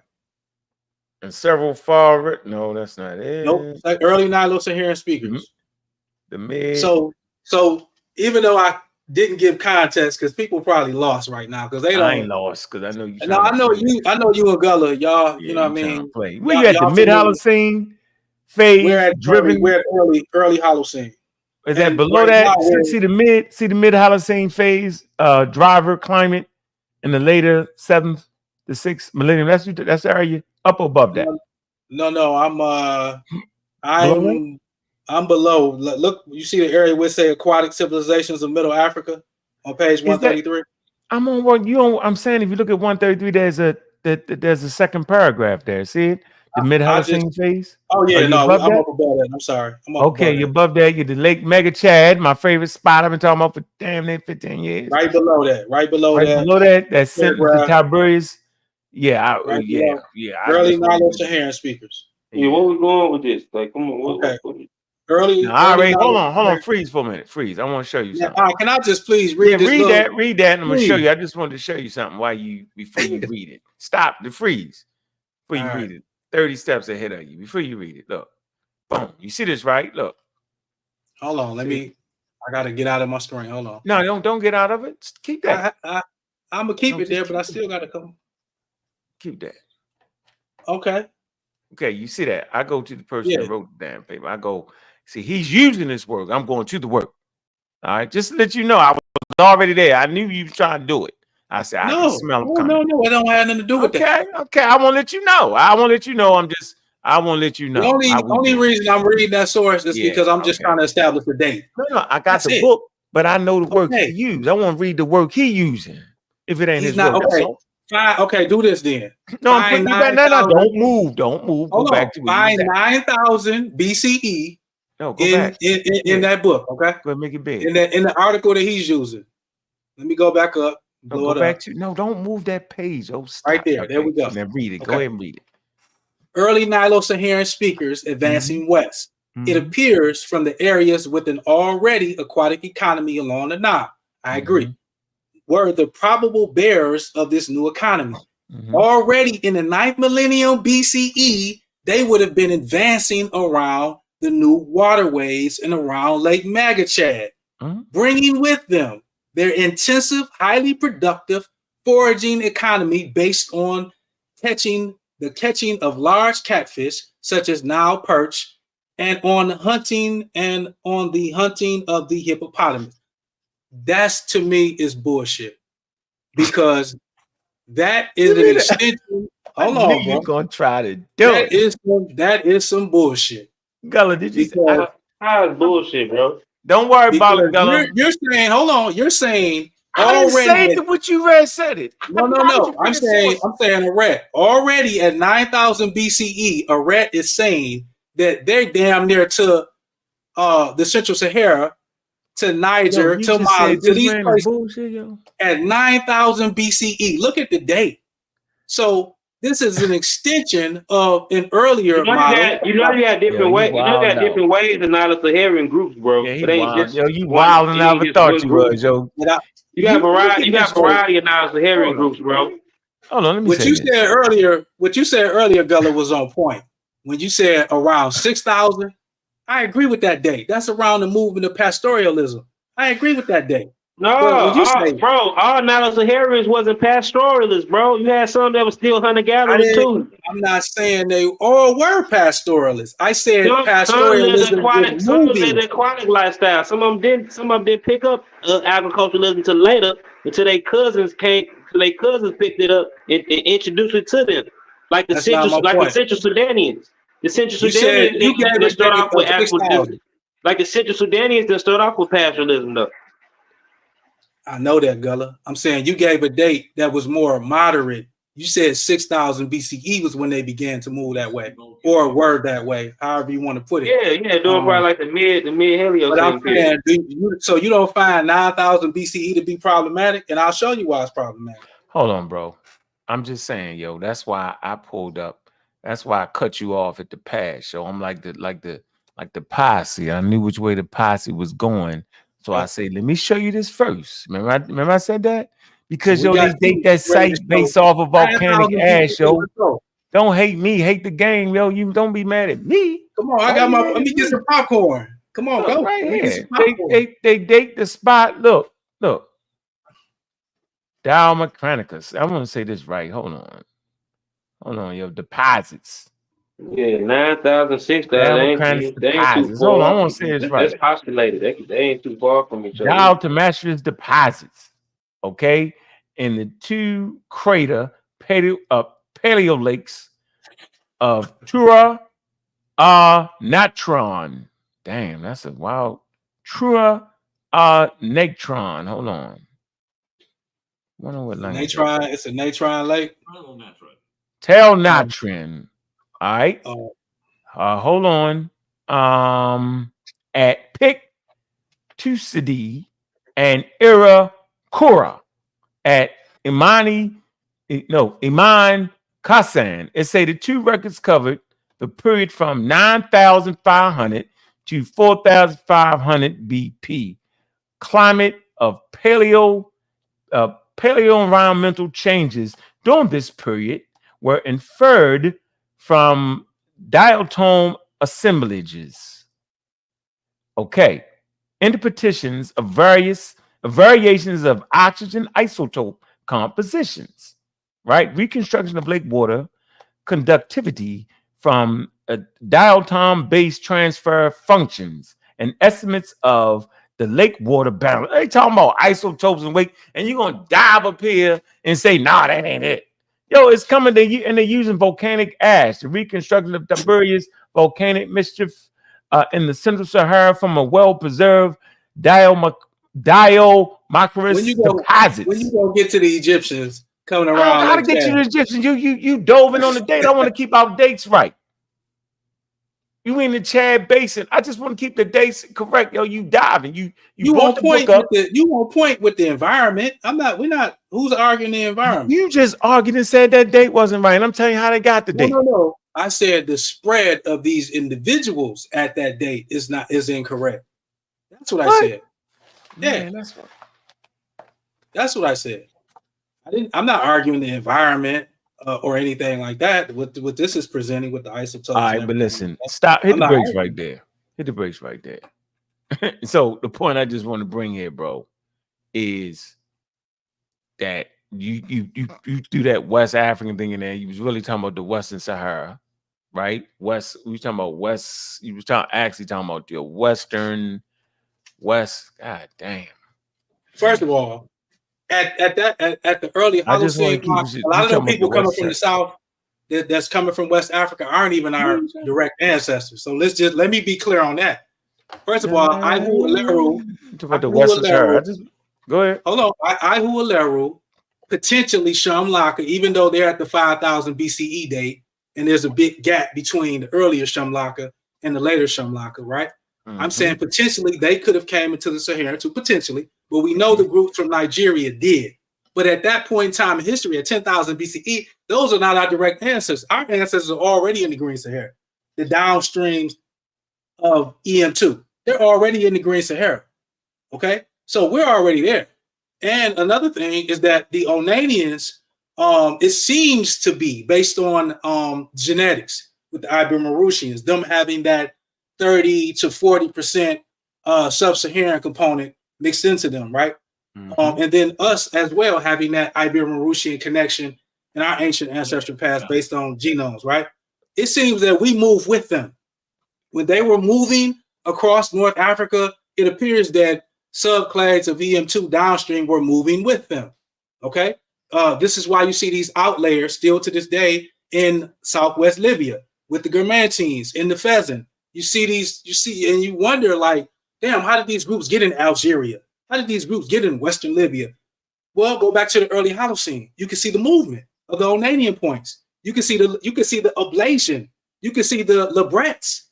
You can see, then when you look at the Lebret map, you see the same movement. They move up from the south into Mali, merged with the Ibermaurusians, who had already been coming south already, because they was every damn where, because they were forager people, highly mobile, so they were every damn where.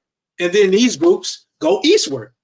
So we can't deny that. I think the problem comes in is you may think I'm trying to say that, oh, them niggas become the Egyptians eventually. Hell no. I said that around the 5,000 to 45, you got you on mute, huh? Yeah, I just wanted to document where in West Africa. So now we figured out where. Now let's get back to where we left off. Furthermore, although saying that they become the Merimde Egyptians, crania are dilocyphatic, man, that means long-headed. Like many of the other pre-dynastic skulls, they have a large and wide vault-like Datasian crania. Skulls excavated in Berdarian and Amerindian sites tend to instead to be smaller and narrower. All right. So there's a connection there between those cultures. All right. Talking about the skulls. Okay. And then you see the arrowheads and stuff like that. All right. So I don't know how we went on that long. We went on a long tangent right there. That was an interesting one right there. It was important. It was important. Yeah, I thought it was too. You keep diving into what, but then we know exactly what part you're talking about. You're actually talking about right here. This you're talking about. You're talking about this area right here. There you have it. Western Sahara. This is what you're talking about.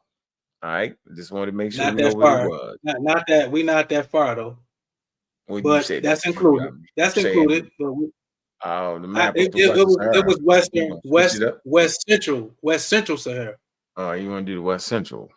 Yeah, that would be a little bit more. And then the groups that were in the extreme parts, like Senegal, is really the only group I can speak to because of the site they found during this contemporary time that we're talking about, early Holocene. Blanch and others have suggested that those groups came from the west, would have came towards Mali as well. You talking about Jabiro? No, Senegal. I'm saying the furthest I can speak west of a group coming into the Green Sahara in West Africa would be Senegal, which is the furthest you can go in the Western Sahara. They actually come back east to it's suggested, I don't want to say they come back, but it's suggested that they come back into Mali as well. So these groups are basically converging in around the Mali area, Niger area. And also, let me say this too, and I can show sources on it, that the Kithians did not migrate from anywhere, especially long distance. The Kithians were basically living in the mountain regions, which is why they have extreme height. And they were indigenous to those areas and had high connections to the Ibermaurusians, even though they became a variant. But you got to understand that the Eterians, when the Eterian phase ends and the weather gets jacked up, you can speak to this. A lot of these groups across North Africa go into refugiums. They may have been related to populations in the next refugium and the next refugium over after that. But once you're in this isolation for so long, by the time you emerge out of these refugees during the Green Sahara, you become a whole different variant of an Ibermarusian or a Mekta Afalu or a Talfaret type or a Mektoid, because all those are variations of these Ibermarusians. They aren't all the same. Now, I don't want to make it seem like they're all the same. Matter of fact, you got Goldie on here right now. He can talk about those groups of. Yeah, he ran around the merry-go-round once I don't think all of them were just Ibermarusians though. Nazir, because you had wavy line pottery and bone rock homes there too. I don't think all you did have Ibermarusians there, but you know what I'm saying. Them are the only tall people that you know what I'm saying. You ran around America, boy, you funny. But I'm glad we know where Western Sahara is now. Not to confuse that with Goey, you know what I'm saying, or Ghana, you know what I mean? Ghana. I'm glad we got that right here now. They came from Ghana. Straight to the Nile Valley. Where he was at. This man ran 1,000,000 miles. He went all the way. Let me say this. You want to say something, Gozy, or you don't even know where we at? I mean, no, I don't know where y'all at, but it's like what Gullah was saying. You had like, and me and Nazi spoke on it too. You had different people groups meeting up in those areas. So even the Kefians were partly Ibero-Marusian. You know, you also had other groups. They wasn't fully that. So you had old Nilotic people drifting over there. You had the Ibero-Marusians mixing over there. You had the Ounanian people that makes up an element of us, even before we even go further down. And then you even had some people coming from the south. I mean, the Sahara is a meeting ground for different people populations. So, you know, it is what it is. But it doesn't put us in line with, for some that listen to this, because they'll say, oh, you know, the West African is the Egyptian. It's like what Nazi said, people not paying attention. These groups, like the Jebel Sahaba group and all that, them people was taken over by somebody else. And the people group in the later Mike went out. Let me see, did he? And that's just what it is. Regardless of what groups were there in earlier phases, the Natufian population been lingering around the northern portion of Africa for a very long time. And if it wasn't a Natufian population, it would have been a Natufian-like population. And we see that with our Ibero-Marusians, with a large chunk of their DNA that's closer to Zuzana, which is highly West Eurasian and Basal Eurasian mix. I think the Zuzana is only 35% or 30% Basal Eurasian, and the other rest of it is West Eurasian, which is close to Villabrana, which was found in Italy going back 13,000 years. So, and which is Epigravitetian population hunter-gatherers, which also diverged from the early Middle East as well at a certain time period. So it is what it is. Well, I tell you, let me just say this.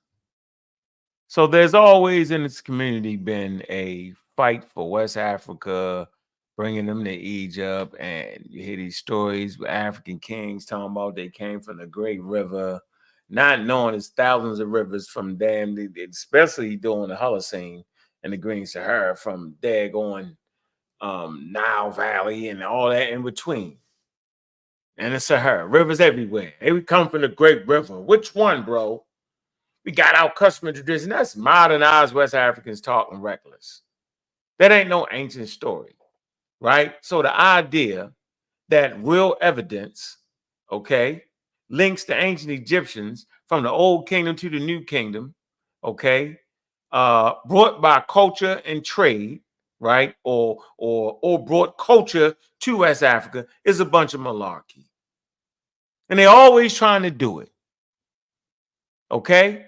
So for me, I know better. So watch this. There's no solid archaeological or historical evidence to suggest that the ancient Egyptians from the Old Kingdom, 2,685 to 2,181 BCE, to the New Kingdom, 1,550 to 1077, had direct trade relations with or brought their culture to West Africa.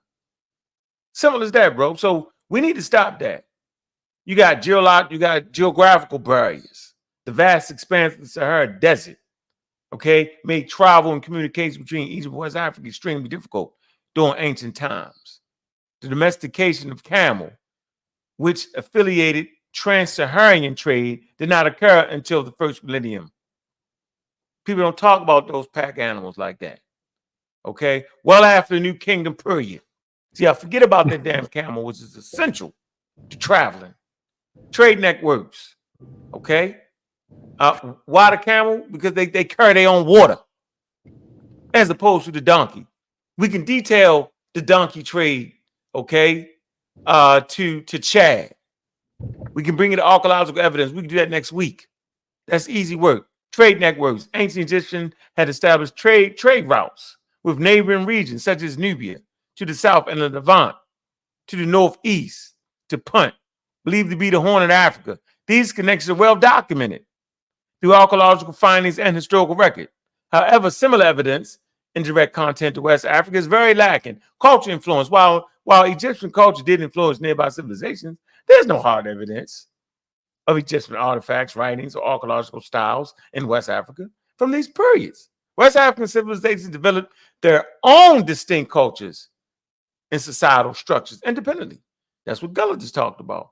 Trans-Saharan trade, significant trans-Saharan trade routes emerged much later, around the first millennium, facilitated by the use of camels. I just talked about the damn camels. So in conclusion, based on current archaeological and historical data from 2023, there's no hard evidence to support the idea that the ancient Egyptians traded with or transmitted their culture to West Africa during the New Kingdom and the Old Kingdom. Any claims suggesting such connections remain speculative and are not substantiated by credible sources. So I'm going to put some sources in the chat for you. Clark, Cambridge History of Africa, Volume 1, from the earliest times, 500 BCE, Cambridge Press. Let me put this in there for y'all. All right, it's one. Yeah, they just do too much. That's why that's why I'm always saying, yo, what part? I just think that's important, bro. We can't just dive out and holler, West Africa. Come on, man. Where at? Which part? This is important, yo. People play this game. They read a whole source saying West Africa, and won't tell you exactly where. Which part of West Africa? Central Africa, what? Yeah, I know you would say boo. All right, it says this volume provides an extensive overview of early African history, emphasizing the independent development of civilizations across the continent. It notes the absence of archaeological evidence for direct contact between ancient Egypt and West Africa during the specified periods. That's their source again, by Desmond Clark, The Cambridge History, Volume 1, from the earliest of time. You got Roland and Oliver. Okay, Africa in the Iron Age from 500 BCE to 1400 AD. The authors explore the Iron Age in Africa, highlighting significant trans-Saharan trade and the action between well after the New Kingdom period, particularly with the advent of camel caravans around the first millennium. Here you go. Put that source in there with y'all. All right, get the works. All right, that way y'all ain't running around sounding silly. You don't want to sound silly, man. So I'm gonna drop the link in the chat. Anybody want to come up and add to the discourse, man? Yeah, yeah. I hope James gonna, because James got a habit of keep asking about Neanderthals. I mean, oh, he's still on that right now? Yeah, I mean, because he's trying to say because certain. First of all, the Ibero-Maurutians had a small amount of Neanderthal DNA in them because a portion of their DNA came from outside of Africa. He know that, so I don't know why he keep bringing that up. Like it's gonna prove something. Like they had Neanderthal DNA in them. Yes, it was low, but they still had it in them. And people in the Natufians who were from the Levant, they had 0 to none Neanderthal DNA in them. So that lets you know the earlier population in the Levant, especially people that was highly basal Eurasian, that was African-like, that diverged from ancestral North Africans, didn't have it. That doesn't make them non-Asiatic, and it doesn't make them non-African. The population that becomes the first phase of Asiatics diverged from ancestral North Africans anyway. So it only makes sense that they, like the people that back migrated, especially people that were slightly older Eurasian or basal Eurasian that stood at base, and West Eurasian that diverged from mainland Eurasians 26,000 to 30,000 years ago, went ahead had it because of what they received from the basal Eurasian population that crossed east and went up into those Zuzana areas and mixed with them before crossing back into Africa. But they still had it in them because the West Asians had it in them. I mean, I don't get what's his point. Neanderthal signatures was there. I mean, Neanderthal signatures was there. I mean, he act like it wasn't there. It doesn't matter if it was small. It doesn't matter if it was less. Ibero-Mauritians, if you type it up on what's the name, it's going to say that they had Neanderthal DNA in them. The Tupperware had traces of Neanderthal DNA in them. They did. Don't act like they didn't, James. I don't know why you acting like they didn't. It was there. It was small, but it was there. Yeah, he be playing. So Christopher Eric, Civilization of African History in the 1800s. Eric comprehensive history covers various African civilizations, underscoring the lack of evidence for early direct interaction between Egypt and West Africa. He details how West African societies developed their own complex cultures independently. I don't know why people fight that. Shaw, Sinclair, Paul, okay, 1993. The Archaeology of Africa, Food, Metals, and Towns. This collection examines archaeological findings across Africa. It supports the view that while there were interactions within the regions, there's no concrete evidence of direct trade or cultural exchange between ancient Egypt, West Africa during the Old and New Kingdoms. John Wright, 2007, Trans-Saharan Slave Trade Route. While focusing on the later periods, Wright provides context on the development of the trans-Saharan trade routes, noting the substantial interaction across the Sahara between prominent after the first millennium BCE, which is after the New Kingdom era. Trans-Saharan trade, 2023. All right. Encyclopedia Britannica. That's easier for y'all to access. This article discusses the history of the trans-Saharan trade, indicating that extensive trade networks connecting North and West Africa, flourishing from the 8th century AD onward, facilitated by the use of camels. We talked about the damn use of camels. Here's this source right here, right? Stated so improve. All right, there you go. Encyclopedia Britannica. That's a good read for you. Okay. All right. Let me see. Vine Sertima, Ivan, 1991. Ancient Egypt Anatomy of Civilization, Journal of African Civilization, page 1527. Although Van Sertima explores potential connection between African civilization, he acknowledges the lack of definitive archaeological evidence for direct contact between ancient Egypt and West Africa during specified frame period. See, y'all don't want to use that. Now y'all ain't going to want to use Ivan. See, I surprised y'all with that one, didn't I? Hit y'all with one of y'all favorites, Ivan Van Sertima. Here you go for y'all, yo. Here you go. Here you go. They only use him when they come to America. Yeah, they ain't gonna use him for that. They're not gonna use that. Oh no, he was wrong. Key takeaway from sources: geographical challenges, independent development, archaeological evidence, and historical record. In conclusion, based on the consensus amongst historians, archaeologists, in these sources, there is no hard evidence of direct trade or cultural exchange between ancient Egypt, the Old Kingdom to the New Kingdom, and West Africa. The development of the trans-Saharan trade routes occurred much later, and while further discoveries could provide new insight, the current understanding up to 2023 does not support the existence of such early connections. All right, that's where we at. I gave you all the sources, man. I hope y'all enjoyed that part, man. I'm gonna drop the link for anybody, invite y'all on the panel real quick to ask some questions. This last portion of our show. Anything else you want to close out with the Badarian culture and Ngozi? Anything you want to talk about that? Give people a little more insight. Yeah, I think we did. I think we finished the Badarians. I think we pretty much there. After the Badarians and the Tajans, we were preparing for the Nakata. After Nakata, we get into the first dynastic period of Egypt. So we taken this beautiful way is how we took it through steps. So we got into the Badarians. I'm sure you guys talked about that. The tools they used and the cattle that they had, certain customs that they had, and their craniometrics is in there. It talked about what the cranials or the morphology of what they look like. Shamaka Keita talked about it, and another anthropologist talked about the skulls. If you go to the citations of what they look like in comparatives. So I would say during the Nakata period too, we can also get into the A group culture, which was contemporary with the Nakata groups. You know what I'm saying? The people that was the lower Nubia, these Cushitic speakers. yes, in a Nubian A group fell in line much with morphologically with populations in Egypt, more than the later Nubian C group, who had different. They had different phenotypes. Some of them looked strongly whatever. The other group looked similar to the populations that was there. But the Nubian A group, based off their cranial, their skulls, they were more similar to population groups in Egypt. And they wasn't. Yeah. This what the people got to accept is that Sudan wasn't homogenous. You had different populations there at different phases of time. You know. Yeah, yeah. I would say what happened. What happened was the what I'm saying C group is partially what I'm saying a downstream of A group culture. But what happened was like a lot of them migrated different cultures. Some of them stayed within what I'm saying Egypt. What I'm saying some of them what I'm saying infused into Egypt civilization. Some of them what I'm saying amalgamated with Kerma culture. What I'm saying?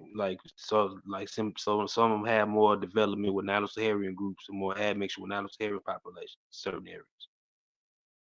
Hmm. Nazi. Yeah, the Bedarians, I think we spoke a little bit about them weeks back, kind of intermixed, overlapped a lot. But those groups in North Africa, even in the Nubia, right? When we say you have what you call is our archaeological identifiable cultures. So we hypothesize when we say this group was here, this group was there. All we know is what the archaeology say. We can speculate, we can give our opinion. So if you say Acherians are all across from North Africa, they basically from north to east or east to west, they where they extend, right? You can't really argue with that. Yeah, I can speculate people come in from here, people come in from there. Then when we get down to the Ibero-Rushian phase, they become predominant. Remember, we're not dealing with a lot of human beings at this point in time in world's history, right? At what? Is it 100,000 years ago, or was it 200,000 years ago when we get down to 10,000 humans? What was that? Was that 160? 100,000? That was 160,000 years ago. I thought it was 100,000. No, at Pinnacle Point where they was down, it was the ice age. The population, it was a drop in the population, and that's when we almost go extinct, and it's like 10,000 humans on the planet. Yeah, Okay, people go to South Africa and people go to East Africa on the coast. They survive on shellfish, things of that nature. Well, I don't know about the East African part. You had to bring that next week, though. No, Southeast Africa. Oh, Southeast. Okay, all right. Okay. Go What? ahead, Gullah. No, Gullah wasn't finished. I was listening to Gullah. What'd you say, Gullah? Y'all hit that link. If y'all feeling chatty in the patty, hit that link, man. It's our portion of the show when we lit you up. Yeah, Mad Rabbit needs needs to Mad Rabbit needs to get up here because he say Ngozi is a pseudo. So you got to show him prove it. You got to show and prove that I'm a pseudo because I think Afrocentricity is pseudoism. You know, blackology is pseudoism. Everybody being a black man is pseudo. Like that's the stupidest shit in the world. That's the pseudo shit. I think all of the teachers that you look up to is pseudo as well. All of them. I don't look up to none of them. So whoever your teachers is, you know, Ajwa Kwesi, who else? The new dude, the guy with the glasses, Jabari. They all pseudo. All of them pseudo. So, I don't agree with Gozy. I don't think Aswa Kwesi is pseudo. I'm just saying. Well, according to him, the Egyptians, you know, he said the Egyptians. Yeah, but I'm gonna get. You know, what I mean, I got a cutoff point. I got a cutoff. Huh? If you're Afrocentric, would that technically a yes or no? Would that technically make you a pseudo if you're Afrocentric? Yes or no? I don't even know these guys talking tonight here, ladies and gentlemen. I think. Hey, Nazi, I'm gonna ask you a question. The old ways of Afrocentricity, yes, it's completely pseudo. It's outdated. It needs to be remodeled. We need to update it. We need to upgrade it. We need to, give it a facelift. Now, if you're African-centered in a sense of speaking of the diversity of Africa, whether they're dark skin or light skin or black or non-black as a whole, including the populations that back migrated, West Asian genetic components and all that makes up the people of the continent of Africa, and you don't play the blackology game like making Hannibal look like a Bantu or making Hannibal look like a Nilotic person, if you're not doing that, the more modified form of Afrocentricity in the sense of being centered in African studies is on point. Now, the reason why I said Ajwa Kwesi, this is my opinion, is pseudo, is because in his Egyptian masonry thing, he said our ancestors did this, our ancestors, and he disregarded. None of these people talk about our direct ancestors from West and Central Africa.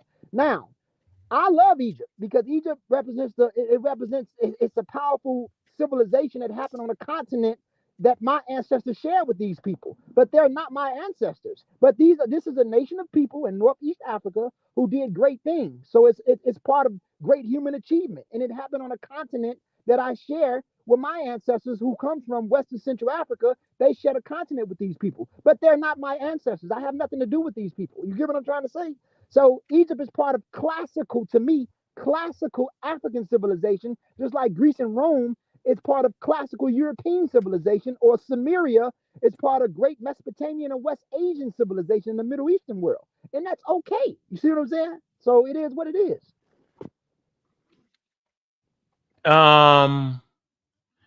Yeah, but for me, like that's like calling Diop's pseudo.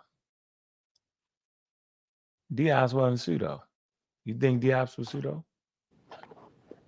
Dr. Enti Diop was a scientist. So I cannot say that he was a pseudo, but I would say that he had, because in the past, you just did it, I just did it, Team Osiris did it, you just did the show on it. He had some.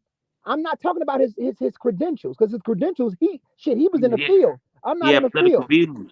He had Right, his but political views. he had his political views, and I'm gonna say I'm not in that field. He made it in that field, but I would say outside of his credentials, he had, in some cases, exaggerated pseudo points in the field of. What I mean is, let me explain this.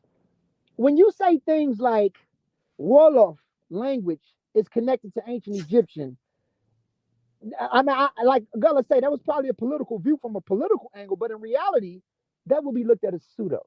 Or if you say, some things he said will come off pseudo, and it's okay, but that doesn't deny his credentials, because you have people that scientists who have their personal views that could be pseudo. It's just like a person. Oh yeah. Because even in the school of linguistics, like Theophile Banga and Job is considered pseudo linguistics, like for us in the field of language. You know what I'm saying? It's just straight up. But but two, we can't forget though. You know what I'm saying? Job was actually, you know what I'm saying, he was part of a Pan-African political movement. Like he was part of the Negritude movement, which is the Pan-African version of Francophone, Afro-Francophone countries. Correct. So that's why it's hard for me to say it. I'm just saying some people can look at it as that, but I ain't knocking his credentials, because he went through the work. He got his degree. He was an actual scientist.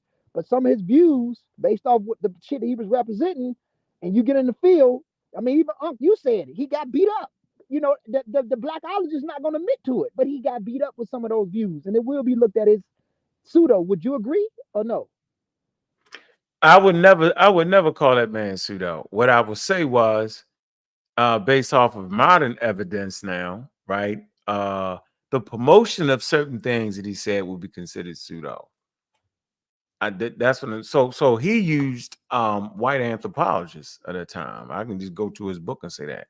So I'm not never. You know what I'm saying? It's today's Afrocentric people that carry the things that has been discredited, that I have to label pseudo. I'm never gonna call him pseudo, bro, because museums don't put pseudos in there.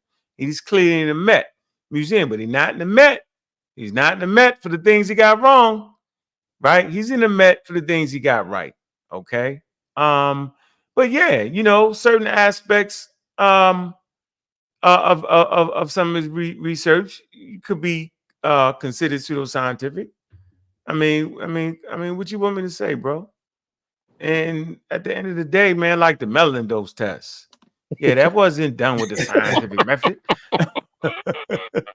Hey, I was trying to hold back from that. I mean, I'm just saying though. But I'm saying, like, if you promoting the melanin dose test, we're gonna do a video on it. Don't worry about it.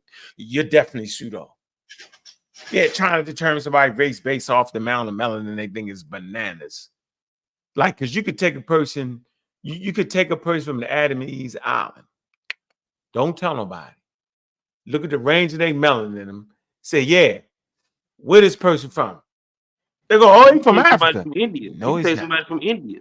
You take somebody India from too. India. Yeah, that's not. Yeah, you can't. Yeah, the amount of melanin doesn't. No. So I'm saying I'm never gonna call him a pseudo, yo. But certain aspects of his research, right? As we look back, Yeah, it didn't have those scientific credentials to it. Yeah, I'm just not gonna call the man pseudo and a mech because they ain't doing it like that. But yeah, it's certain things of it. You're not. Yeah, that's why I'm trying to say it because he had the credentials. It's just some of his views could be looked at as, you know, like you just said, some of his views could be looked at as pseudo. He was representing some at the time. I honestly believe that, like a lot of Africans on the continent, we can't just look at African American people or the Africans of North America, us, as if we the only ones with identity crisis. I believe that a lot of people on the continent also have some identity crisis. And this is not a shoot at Dr. Anti-Joke. Anytime you have an Igbo man saying that he descent from Israel, that's a problem. Anytime you have the Yoruba saying that Olu or Aduduwa descent from Arabia, that's a problem. So we're not the only ones with identity issues or trying to figure out who we are. You got they people suffer on the from colonial continent. mentality too. They suffer from colonial mentality. Yeah. And then you got this dude, Mr. Whatever his name is, the Nigerian guy, the Yoruba person who's a British citizen, the king of monologue. He's running around here talking the blackology thing and promoting that, you know, as if he's the banner of it. But then when you get an African American or African of North America trying to combat that, he said in the comment section, he's the only African talking. Like African Americans don't have a voice to say shit. That's a problem. Them niggas got identity crisis too over there. So when some of the things that he represented, when he said, the Egyptians was black and the banner of it, that could become problematic. So we are not the only ones that suffer from issues trying to figure out who we are. Africans been going through this shit for a very long time. Even probably before we was kidnapped and brought here. Man, we got 55,000 in the room, man. I'm gonna hit that video at the end of the thing. Y'all gotta stick around for that video we detailed at the beginning of the show. A lot of y'all didn't see that, y'all wasn't in the building, right? I want you to go back and tell your fearless leader, yo, that's what we doing. I'm gonna play the video. So I dropped that link in there. Right, and I'm gonna say people don't get it twisted either, because Joke didn't just have white critics; he had African critics too. People on the continent. He did. But now Diaz, that's my man, yo. But I do not agree with now, right? But then he was fighting for some political stances too. All right, and so you could just tell. You could tell when the person was trying to use some politics in a thing, yo. You can definitely tell. But you know what? I'm gonna say something though. I'm gonna say something. I question. I'm just saying this to us. Sometimes I question Dr. York. I understand his banner in the sense of fighting for Pan-Africanism, but I also judge a person based off, because I can't say he was fully racist or a blackologist, because I also judge a person based off the person that he's married to. He was married to a French European woman. So, I sometimes when I study Dr. Anti-Joke, I ask the question, was he fighting for the blackness nationally or globally? Or did he have a stance for the black people only in Africa? Because the woman that he was dating wasn't a Senegalese woman. She wasn't Wolof, she wasn't Fulani, she wasn't Mende, she wasn't from over there. He was married to a French woman. So I really want to study the mind of him and his real policies of what he was representing at that time period. You get what I'm trying to say? Because even the colloquial term Negro to him, because this is a French world at the time. Senegal was colonized by the French. He was battling with the French. He wrote his books in French. Negro can mean a whole lot in the sense of what he was saying fully. So, I need to study the mind and the psychology of Dr. Anti-Joke in the sense of, before I can fully say, even for me, that I represent him or this is that. But I wouldn't call him pseudo, but some of his views could be looked at it as that. But could I really say that if I really don't understand his interpretation of what he was saying when he was saying certain things, like the term Negro and different things? You get what I'm trying to say? Him is a complex, yo. I'm not gonna say because he was married to a white woman I don't think that's it. I just think the ideas that he had so much to bring to the table, though. He brought a lot of stuff to the table, Bibles and stuff. I don't know why anybody would bring a Bible to a scientific conference, but hey, But yeah, it's complex, man. Him was a very complex bro. And I just think what he did do was actually put that proper perspective. Right, he forced them into recognizing Egypt as an indigenous African civilization. That's what he did, dude. He made them look, right? He made them look to it. He made them investigate it. Okay, that wasn't prior to that, yo. They was all over the place, man. Y'all could just read it. So yes, he was definitely one of the ones that supported that idea. Now, his initial claim of being that the Negroids were an homogenous population, that didn't come off right. No, that wasn't it. We could read But what remember too. his But black remember too. hypothesis was. It didn't go for that. But Let remember me too finish when my he point. came. That My wasn't, bad. but his stance on it being indigenous Africans was definitely right. The thing was during that time period was they were seeing different types of skulls. So they was already saying it can't be just one type of African like that, right? They're not that. And they just started, they recognized that based off of understanding of evolution, that those skulls, there's a variation of humans that's, a variation of humans in those areas just based off the location of it. And that, we're understanding that just today. So, yeah, that's going to always be a man though, yo.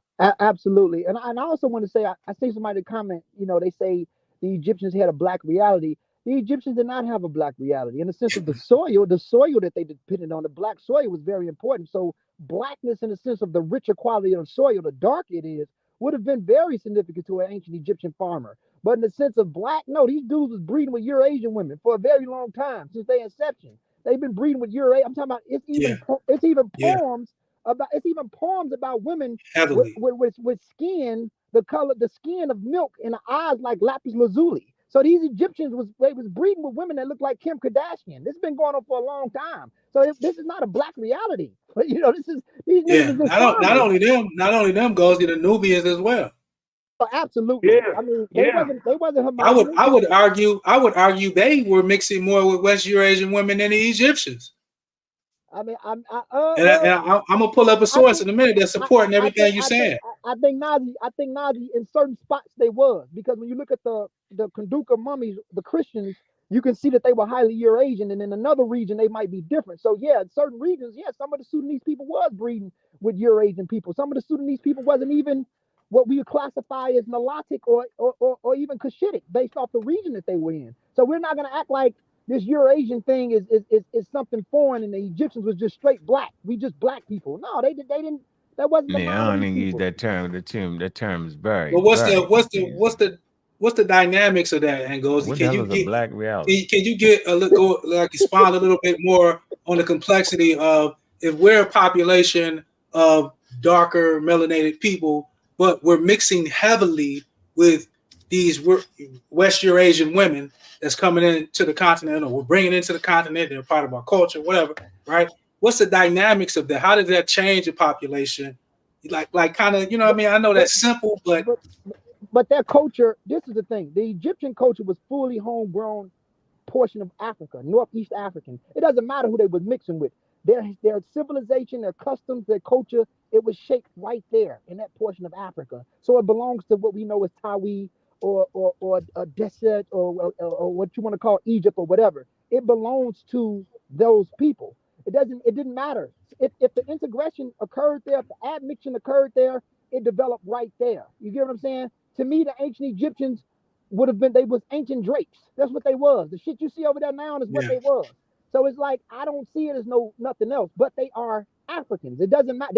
They're not my particular group of people that I descend from, but they are a set of Africans that developed right there, regardless to the admixing. I'm not a colorist. So even if some was dark, some was light, their genetic affinities would have still been shared. There's a lot of genes that's responsible for different layers or alleles or pairs of genes that's responsible for different segments that's expressed in you. So you can have a man that's dark skinned, but still be more genetically closer to a person in Palestine. And you can have a light skinned Egyptian that's lighter skinned and still be more genetically close to the population groups that's near North Africa. Skin is not the determinant banner of what's what. These people they shared genetic affinity with people in that Near East for a very long time. But their history, their civilization, the things that they achieved, the things that they did, it happened right there, which makes it African. Northeast African, shaped right there. So, and even in some layers of Sudan wasn't homogenous. We just broke that down. You had different groups of people in North Sudan. So some of those people were also mixing with the same people. Not to mention Egyptians made some of Sudan part of their port and extended their borders. So some layers of Sudan was riding with Egyptians over other groups of people that was living next to them. that wasn't part of the Egyptian groups. You see what I'm saying? So it is what it is. What you gotta say, Reggie? Yeah, I was just listening to the attacks on the ancestor, Dr. Diop, or the disagreements. Dr. Diop is ancestor. Attacks. Yeah, we're gonna have. What's Listen, he was a man of his time, right? And the field has actually moved. You can argue with the Metropolitan Museum of Art, where they have an exhibition called African Origin Civilization. You can write them and argue with them about his great works. What he was arguing, and specifically at that time, um, I think that we have a lot more information. I see Ankh snickered when he said, "What the hell is a black reality?" Well, a black reality is, what did they venerate? Did this culture venerate and have a culture relating to sacred black things? And so they did.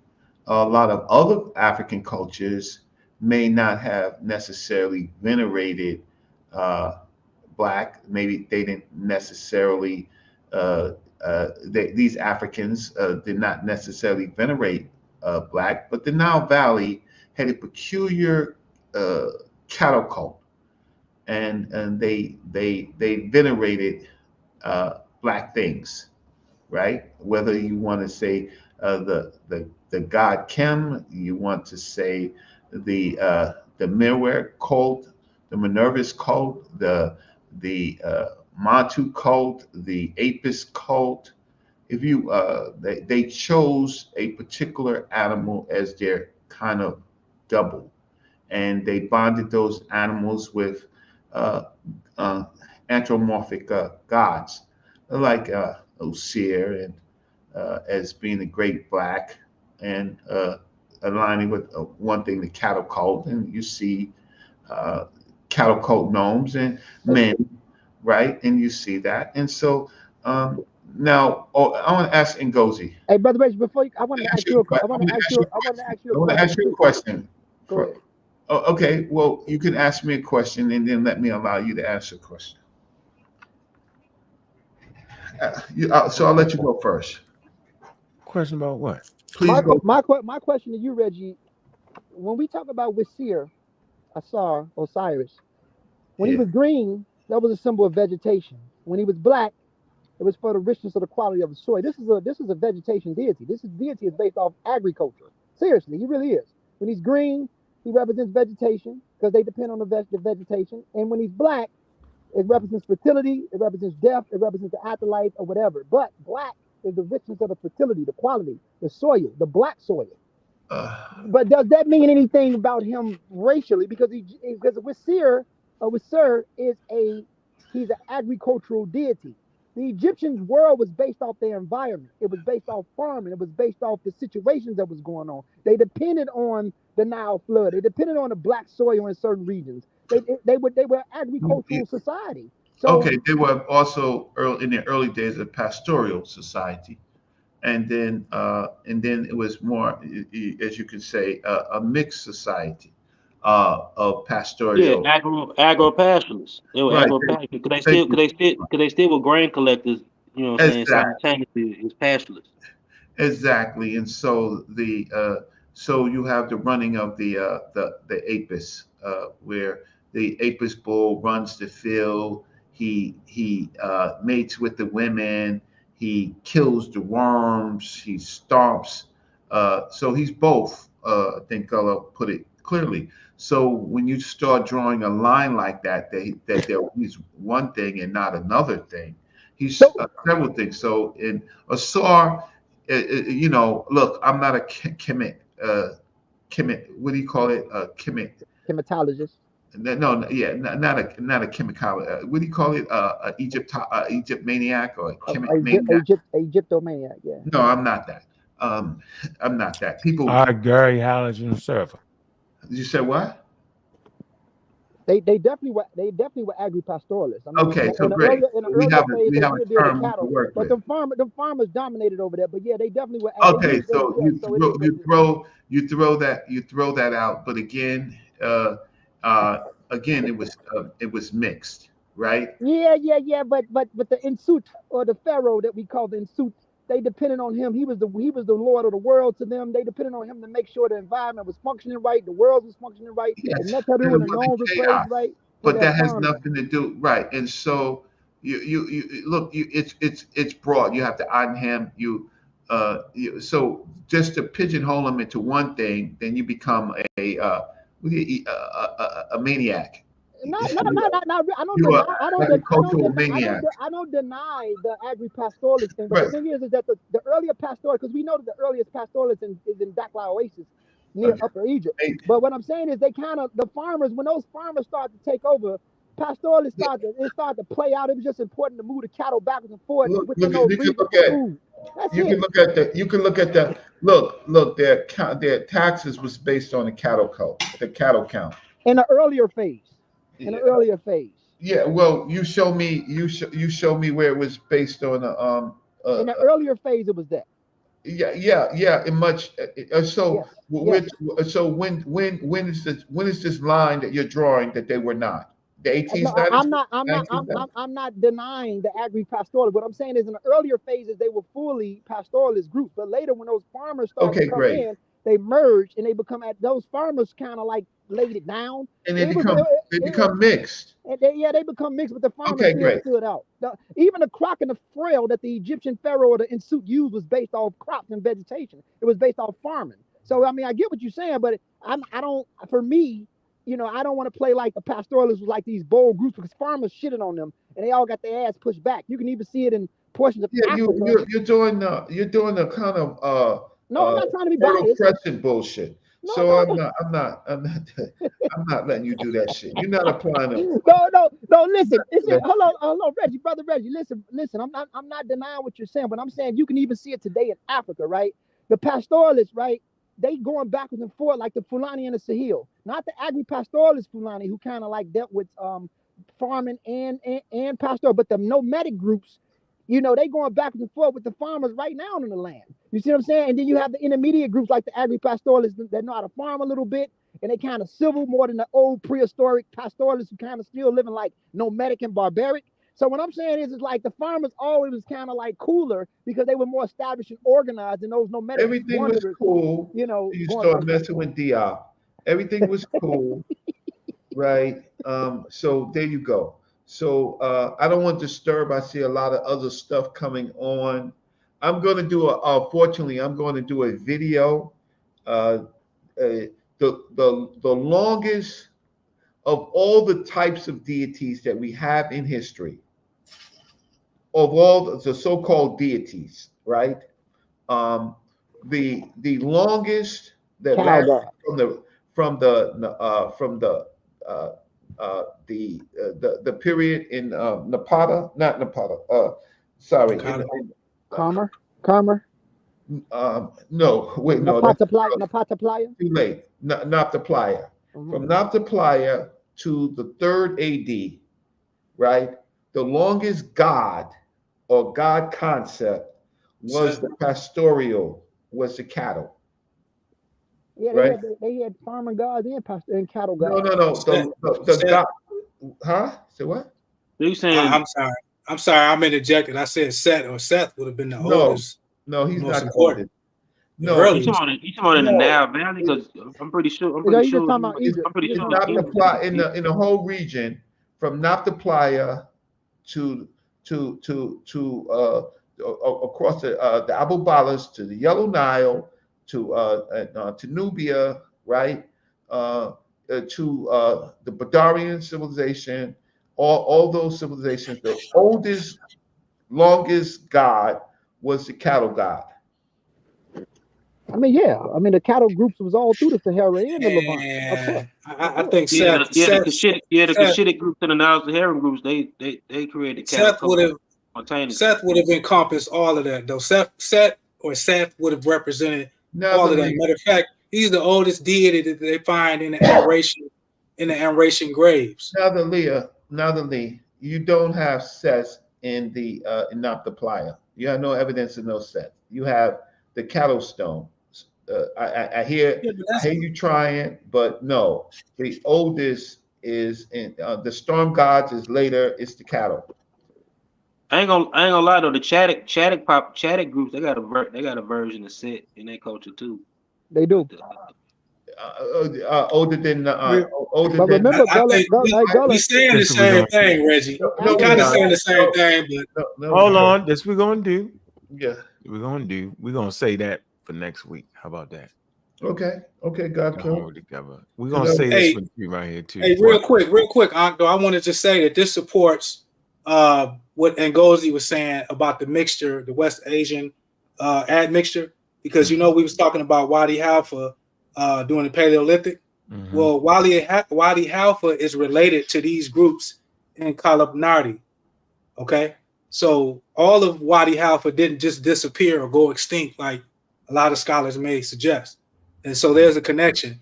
But the admixture that was coming into Sudan, into North Sudan, Lower Nubia, was West Asian women.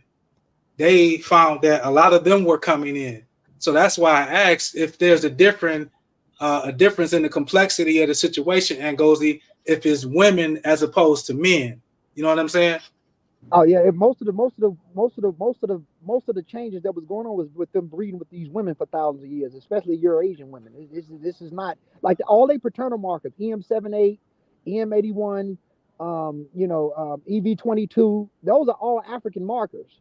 But those mtDNAs, mtDNA U6, mtDNA M1, clades of N, mtDNA H, mtDNA JT, all that stuff is Eurasian. It's been up for a very long time. I mean, you can see that at earliest with the Ibero-Marusian group.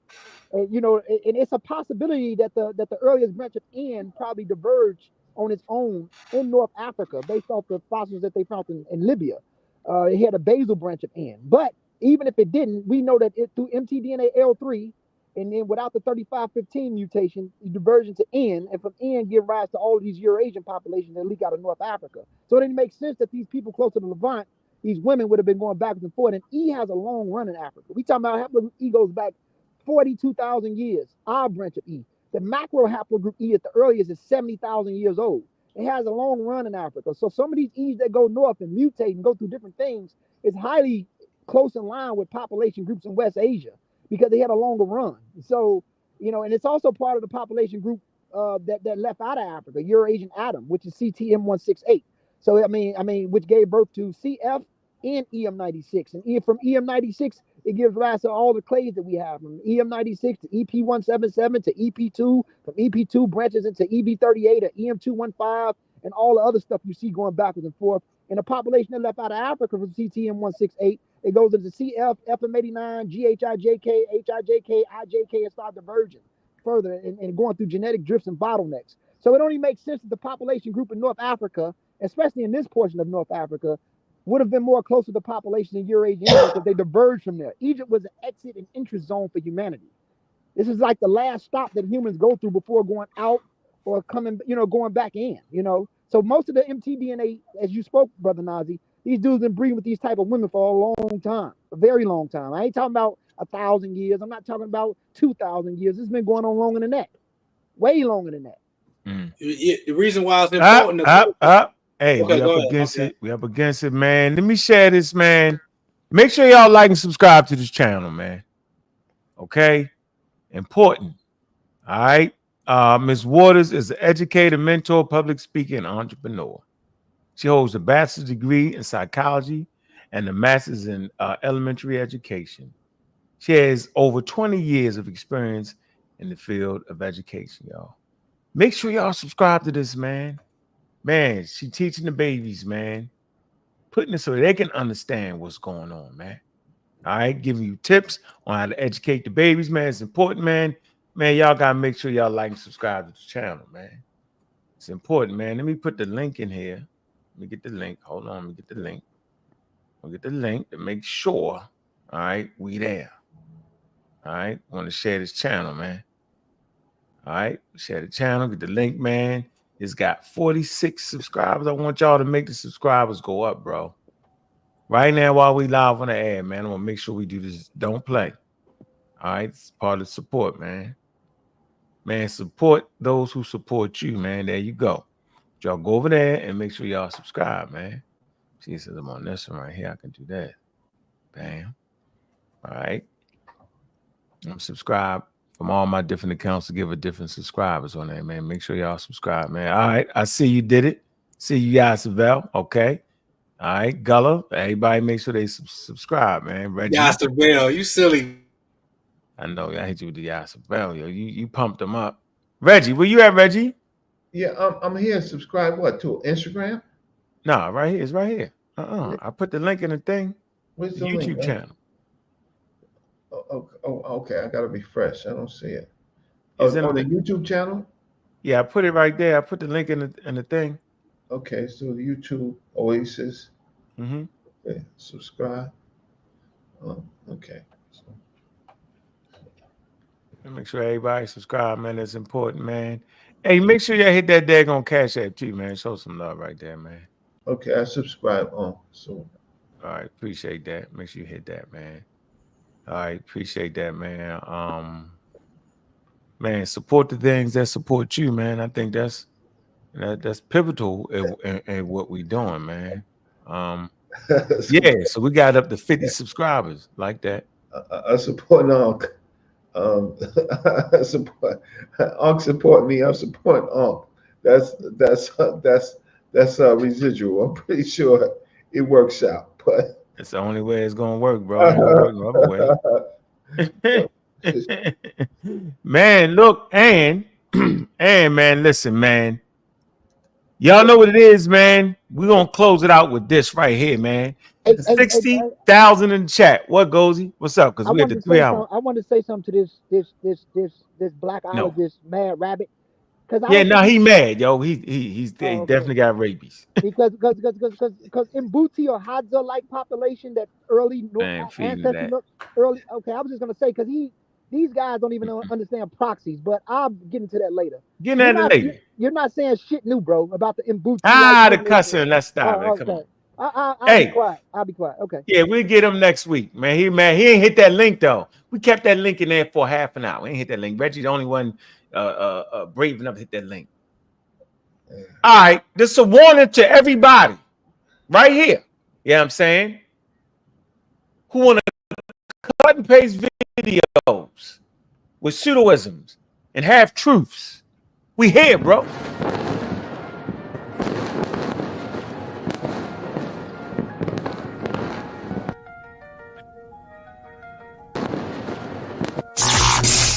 So they start going all over the place. They start finding PhDs getting big backfires. We do know that based on migration patterns, that many West African populations are descendants of ancient Egyptian populations. So every attempt, it was backfiring all over the place.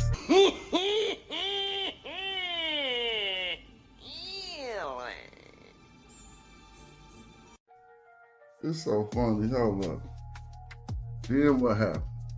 Yeah, or in ancient Kemet. Okay. We do know that based on migration patterns, that many West African populations are descendant of ancient Egyptian populations. So the science and the history match up. A few minutes later. We have a lot of chatter in the chat about one of the answers you gave to West Africans being connected to the Egyptians.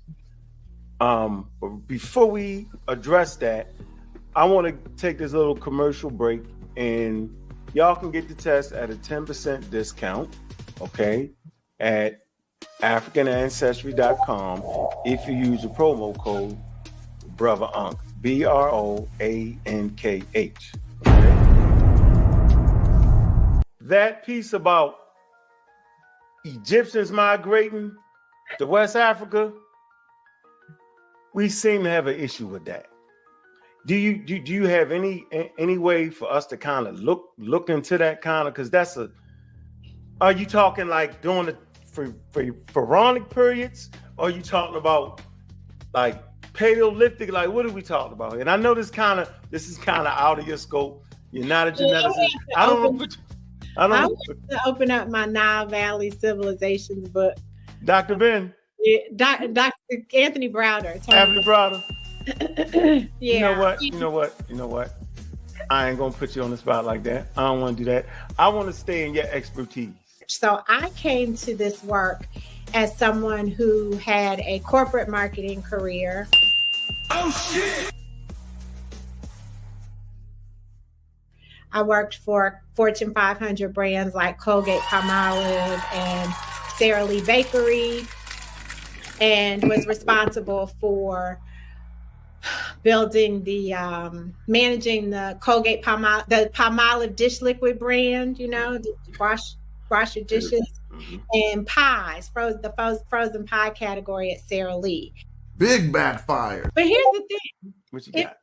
If we all know, well, that's not true. I know, see? If you believe, I'll get myself in trouble. Don't get in trouble. If you believe in mitochondrial Eve and that modern civilization began in East Africa, yes, then it shouldn't be a leap to believe that there are descendants from Kemet in West Africa. Mitochondria Eve. Yeah, the first, they call her Lucy, the first woman, the first mitochondria. All right, so okay, let me ask you this question. I thought mitochondria Eve was actually from South Africa.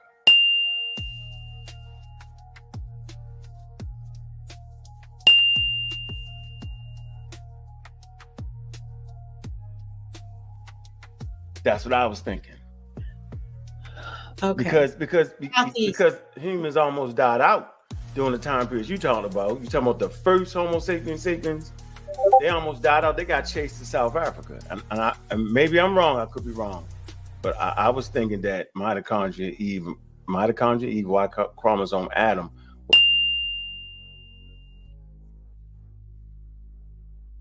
would have came out of that population coming from South Africa. And my understanding is that it's East Africa, but I'm not a scientist, so.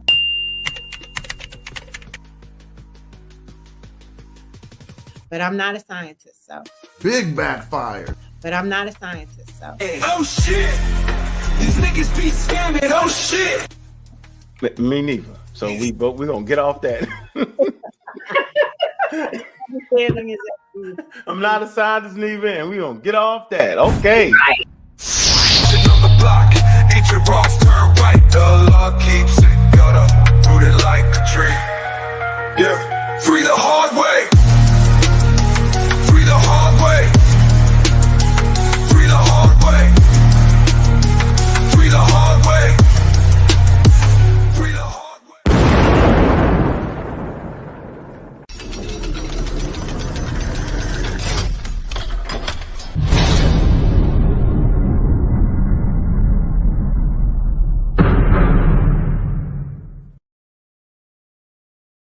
Somebody say, why don't y'all check White Scouts like that?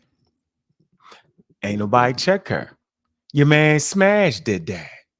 Your man Smash cut and paste a video from my channel and mischaracterized the sister. The sister's a welcome guest on the show. Y'all gotta talk to Smash. Say, Smash, why'd you do that? Why'd you cut that lady, right? Make her an expert in the field she's not, and then present that without telling the whole story. I simply told the whole story. Take it for what it's worth, y'all. Got a lot of pseudos out there, man.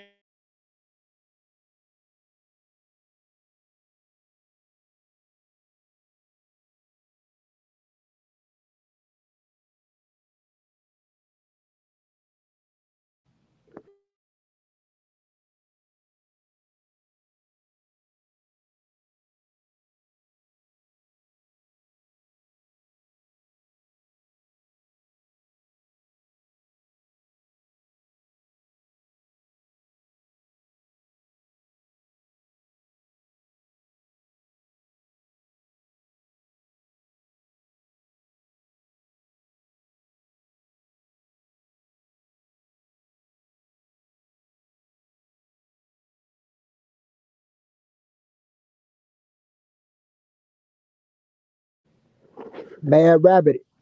Until you get on, you can say who's pseudo, but you're a coward. You don't know what you're talking about, and you need to learn about ancestral North Africans from the early Stone Age to the Middle Stone Age to the Late Stone Age. The Hadza-like or Mbuti-like signal represents the earlier phase of Middle Stone Age North Africans. And the reason why, I'll talk about that later. But we'll talk about the divergence and what's being said and what's going on. But until then, you have a good day. Hopefully the show shut down. Assalamu alaikum.